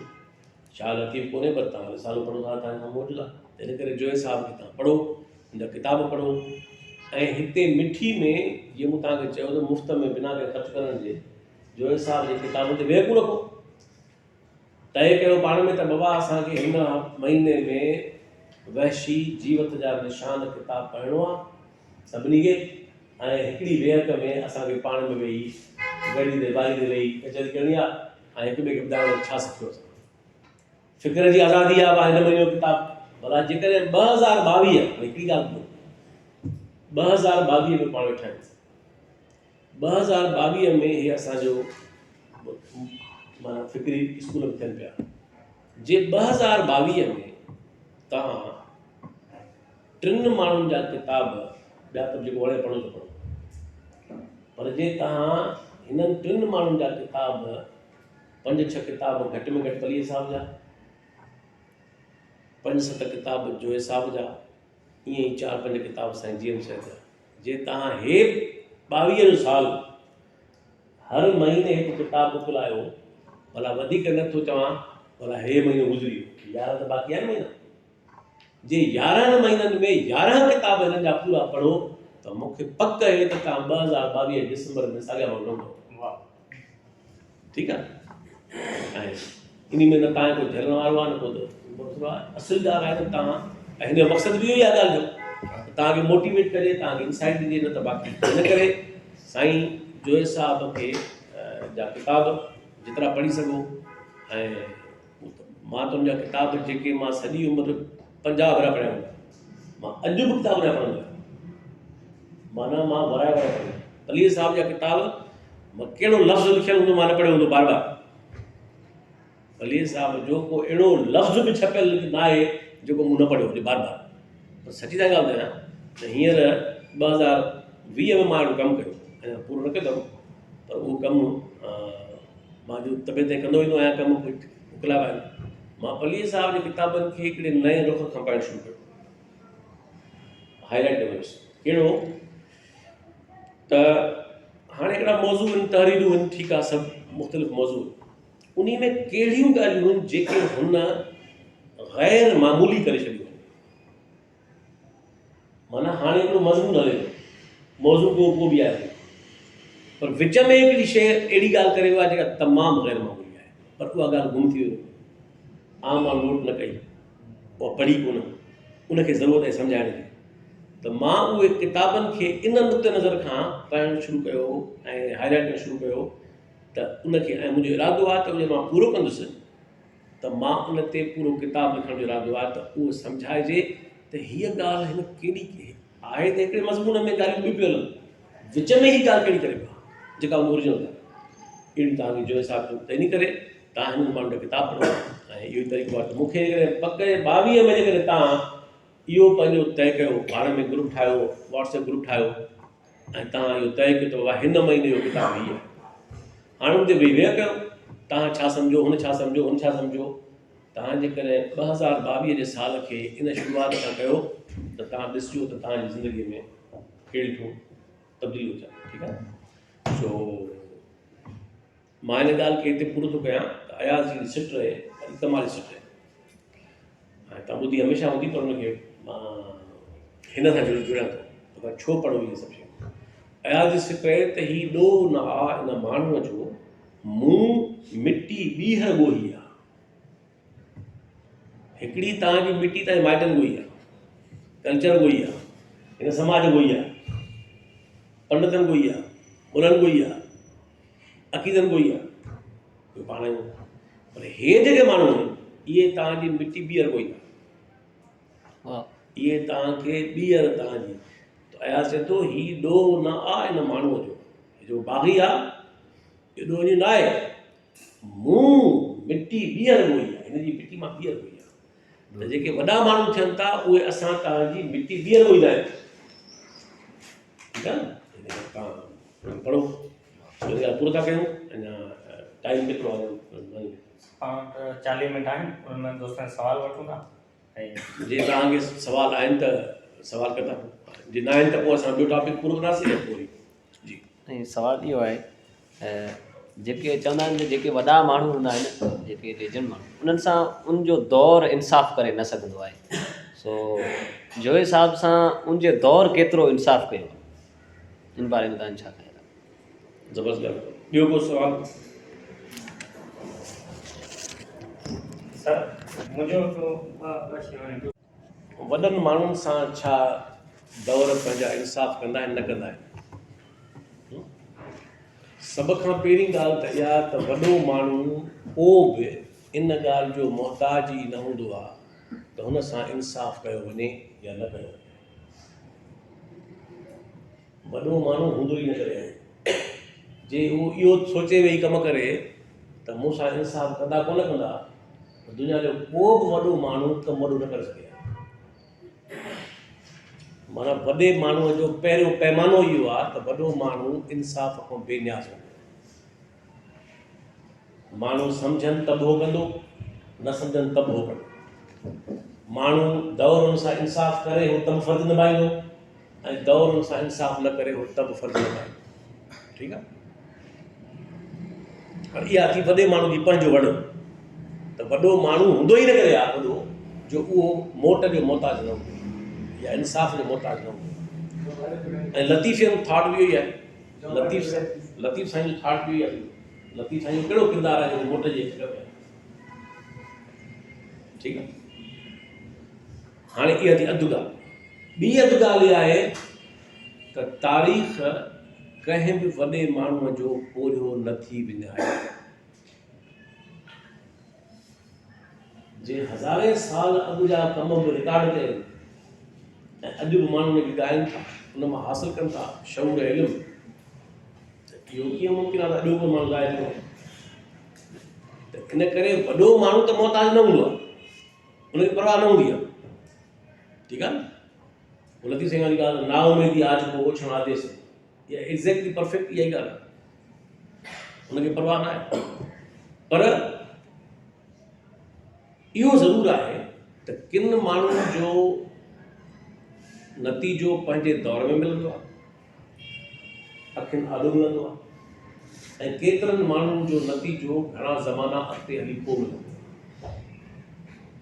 माना अॻिते हली समाज लतीफ़ साईं जी सिट खावड़ी मां रामकली मां त तिनी चोटी पूरब थींदी पतली, त उन्हनि जी अज़मत कॾहिं ज़ाहिर थींदी जॾहिं पूरब पतलो थींदो, सिज उभरंदो, हूंदे ख़बर पए हूंदी।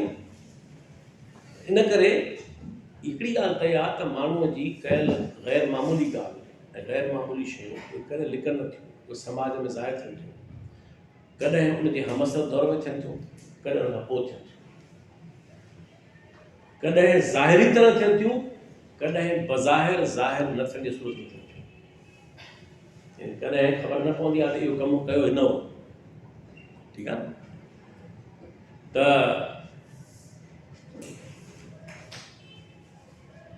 मिसाल ब्रोनो साइंटिस्ट न हो ऐं ब्रोनो का पाण तॾहिं कोन कई, गिलेरियो साइंटिस्ट हो, मैथमेटिशियन हो, फिजिक्स जो माहिर हो, हुन दूरबीन ठाही, पर छा ब्रोनो जी कुर्बानी नागान वई? ब्रोनो जी कुर्बानी सॼे समाज खे लोॾे ऐं चर्च जे तस्वरनि खे लोॾे छॾियो। जॾहिं साड़ियुनि पिया अंदरि पिया त बुड़बुड़ाई पंहिंजे चपनि में त माफ़ी तव्हां साड़े छॾींदो, कहिड़ो वरी धरती बीठी हूंदी। चई मां त सड़ी वेंदुसि, ठीकु आहे, मूंखे त मारियो पिया, कहिड़ो वरी मुंहिंजे सड़ण सां मरण सां धरती वरी तव्हांजी बीठी वेंदी। ठीकु आहे, त इन करे वॾे माण्हूअ जो जेको इंसाफ़ वारो सुवाल खे ईअं ॾिसणु खपे। तव्हां ॻाल्हि कई इदारनि जी मालिकी, हाणे इदारनि जी मालिकी जो मसइलो रुॻो असां वटि न आहे, सॼी रियासत हिकिड़े तमामु ख़राबु सूरत हाल में आहे, हुकूमतूं नालाइक़ आहिनि घणे भाङे, इन करे ज़ाहिर आहे त हिन वक़्तु इदारनि जो हाल बुरो आहे, मजबूत आहे, हुकुमरान अहिड़ा आहिनि, हुकूमतूं अहिड़ियूं आहिनि, रियासत ख़ुदि अहिड़े चकर में आहे, अवलियतूं न आहिनि। इन करे इदारनि जी मालिकी अधु कमु आहे, त उन्हनि खे माण्हू मतिलबु उन बारे में आवाज़ु खणंदो रहे, पर जेसि ताईं ईअं थिए तेसि ताईं बसतूरी करे वेहणो आहे, तेसीं भॻे साईं फेर जेसीं रतो रास्ते। इन करे अधु कमु इहो आहे त माण्हू इदारनि जी मां कंदो रहंदो, डिमांड कंदो रहंदो, ॻाल्हि कंदो रहंदो, भाई बहितर न, पर जेसि ताईं उहो थियनि ऐं सम्झो अचे थी इहा शॉर्ट टर्म कमु आहे। मिसाल तालीमी निज़ाम इहो नज़र अचे थो शॉर्ट टर्म कोन्हे हिन जो, लॉन्ग टर्म। त इन करे नओं नस्ल छा करे, नओं नस्ल उहो आवाज़ु ठाहींदो बि रहे, नओं नस्ल पंहिंजे पाण खे तयारु कंदो रहे, ठीकु आहे न।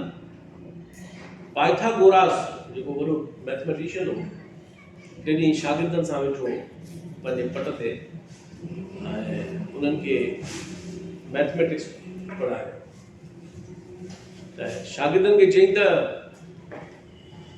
हिकिड़ी लीक पातई मिटी में, ज़मीन ते मिटी में हिकिड़ी लीक पातई आङुर सां। शागिर्दनि खे चई त इन खे नंढो बि करे ॾेखारियो ऐं इन खे टच बि न कयो। अचे मुंहिंजा नंढो बि करिणो आहे, वरी टच बि न कयो लॻे, पोइ कीअं थींदो? हणी नेठ आख़िर में सम्झाईं त उन जे साम्हूं वॾी लीक ॾिनी, नंढी बि थी वई ऐं टच बि कोन थी। त इहो बि तिर्ज़ थी सघे थी हिकिड़ी ॻाल्हि, त इन्हनि इदारनि जे साम्हूं वॾा माण्हू पंहिंजा वॾा पेड़ा थियनि, कमु कनि, ऐं हे जेके तव्हांखे मिसाल मुक़ररु ॾिना आहिनि, इन्हनि माण्हुनि को इंतज़ारु कोन कयो, ठीकु आहे। मूंखे ॿुधायो त सिंध जे समाज में यूनिवर्सिटियुनि वधीक शौर पैदा कयो आहे, या पलीअ साहब ऐं जोए साहब ऐं साईं जहिड़नि माण्हू, प्रोफेसर उते, पघारूं उते, डिपार्टमेंट उते, डिग्रियूं उते, इदारा उते, मराहतूं सभु उते। हिन समाज में जेको अॼु शौर जेतिरो बि आहे उहो किथां पैदा थियो आहे, घणे भाङे त जेतिरा तव्हां माण्हू घणा पैदा थींदो, ऐं मां फिर हेतिरा माण्हू मिठी छा थरपाल कला सिंध लाइ काफ़ी आहे। चंद माण्हू समाज में एतिरो कमु करे सघनि था, हे त तमामु वॾा माण्हू, ठीकु आहे न। इन करे उहो तव्हां नौजवान पंहिंजो पाण खे विसार करे, हिकिड़ी ॻाल्हि ॾाढी ज़बरदस्त पलीअ साहब कंदो, मां तव्हां ॾाढी कमाल सिखी, घणियूं शयूं सिखियूं, पर हिकिड़ी इहा बि ॻाल्हि कमाल सिखी, ॾाढी कमाल ॻाल्हि, ॾाढी दिलि सां लॻंदी। ऐं चवंदो हो त तव्हां दिलि में ईअं सोचो त जेके बि बुनियादी कम आहिनि दुनिया में को बि न कंदो, मां त कंदुसि ज़रूरु। माना तव्हांखे पंहिंजे दिलि में पको इरादो करिणो आहे त जे दुनिया में कंहिं बि न कया मां त जीअरो वेठो आहे, माना मां कंहिंजे आसिरे कोन छॾींदुसि। ऐं तव्हां ॾिसंदव त जीअं मिसाल तौरु तव्हांखे मां कल्ह पलीअ साहिब जी ॻाल्हि कई, जोए साहिब जी ॻाल्हि कई, पोइ हिकिड़ो बि अहिड़ो कमु छॾियऊं कई ॿिए जे आसिरे ते। हर शइ जेका हुननि सम्झी त असांजे समाज लाइ ज़रूरी आहे, उहा पंहिंजे मथां भार खणी उहा कयूं, उन लाइ पढ़ियूं, उन लाइ लिखियूं, उन लाइ माण्हुनि खे सम्झायूं, शागिर्द पैदा कयूं। ऐं ठीकु आहे, त इन करे इहा ॾाढी सुहिणी ॻाल्हि आहे। तव्हां बि तइ करे छॾियो दिलि में त बाबा जे घणी को बि न हूंदो, मां त उन वेठो आहियां। हा, को बि नथो बचे ज़माने में, दिलि में चओ मां त उन वेठो आहियां, मां त कोन मरी वियो आहियां, काफ़ी आहे मां काफ़ी आहियां। ईअं जे सोचणु लॻे माण्हू त असां वटि कमु हूंदो आहे। तव्हां टोटको ॿुधायां, टोटको ॾाढो दिलचस्पु आहे, उन में फोक विझंदमि मां। बादशाह हो, उन लॻो त मां पंहिंजे माण्हुनि खे आज़मायां त मूंसां मुख़लिस आहिनि या न आहिनि। वज़ीर खे चई त मूंखे माण्हुनि खे आज़माइणो आहे त इहे मूंसां मुख़लिस आहिनि न आहिनि। वज़ीर हुकुम कयो। वज़ीर सियाणा हूंदा, बादशाह अॻिलो पहिरियों हूंदा, ख़बर आहे। इन करे सॼे लोक कथाउनि में वज़ीर सियाणा हूंदा। सो वज़ीर खे चई तूं अटल ठाहे का अटल ठाहे का ॿुधाए पोइ सिस्टम कर। हुन वज़ीर छा कयो जो शहर में पढ़ू ॾियाराई त बादशाह सलामत हुकुम कयो आहे त हर हिकु माण्हू सुभाणे सुबुह जो खीर जो गिलास खणी वटो खणी अचे, हिन ड्रम में विझे। शहर जे हर चौराहे ते ड्रम रखाए छॾिया। हाणे सुभाणे जो सुबुह थियो, ड्रम रखिजी विया। हिकिड़ो असां पारो जेको माण्हू हो कमु चोर, जे कमु न कया, उन छा कयो जो अखि वठी पाणी जो गिलास खणी अची, हाणे सॼो शहर उन खे खणी ईंदो। बाक़ी जे मुंहं जी विधो वटो हिकिड़ो पाणी जो कहिड़ो फ़र्क़ु पवंदो, कहिड़ो वरी खसो कयां वरी कीअं नथी कयां, बाक़ी सभु उन खे खणींदा। अखि वठी लिकाए लिकाए वञी पाणी वटो विझी आयो, गिलास विझी आयो ड्रम में। शाम जो ड्रम खोलियऊं रुगो पाणी कान्हे। हर माण्हू इहो जुगाड़ सम्झी आयो हो त मां तो खणी आहियां पाणी, बाक़ी ना खेरा हल्को खीर विझो। हिते चकर उहो ई आहे। हर माण्हू चए थो कमु शयूं भलियूं थियनि, पर मां त न कयां, को ॿियो करे वञे। इहो आहे ज़रूरी कमु, करे त को ॿियो वञे। ठीकु आहे, त इन करे तव्हां पंहिंजो ज़िम्मो पाण खणो। ऐं इन करे सो त इहा ॻाल्हि तव्हां हिकिड़ी किताबनि जे इतिहास जी ज़बरदस्त ॻाल्हि कई आहे, त इहो ज़बरदस्त आइडिया आहे। त असां ईअं करे सघूं था त जीअं मूं तव्हांखे चयो त भला हाणे वॾी लिस्ट खे छॾे तव्हांखे इहो तव्हांजो ग्रुप आहे, तव्हांखे मां फ़क़ति 11 किताब जी लिस्ट ॾियां, हर महीने हिकु किताब। जनवरी वियो, बाबा फरवरी में हे, मार्च में हे, अप्रैल में हे, ऐं महीने में हिकिड़ो किताब तमामु नंढो आहे। उसूली तरह त तव्हांखे हफ़्ते में घटि में किताब पढ़णु खपे। ठीकु आहे न। मां हिन हेॾी मसरूफ़ ज़िंदगी में बि महीने में सरासरी तरह 4 किताब पूरा कंदो आहियां। न त मूंखे पंहिंजो सेंस ऑफ गिल्ट थींदो आहे, इहो तमामु मतिलबु वक़्तु ज़ाया थी। ऐं भला हिकिड़ो किताब महीने में, पर उहो किताब जो तव्हां पढ़ंदव उन ते वेहन कयो। ठीकु आहे। सो उहा लिस्ट तव्हांखे मां ॾियां थो। ठीकु आहे, लिस्ट तव्हांखे ॾियां थो ऐं किताब तव्हां उहे वठो, इहे कयो। ऐं उन में तव्हां छा कयो त उन ते वेह कयो। जेकॾहिं तव्हां किताब पढ़ी महीने में हिकिड़ो उन ते फुल हिकिड़ी वेह कयो या सीरीज़ को वेह कयो, छो त हिकिड़ी वेह में हेतिरा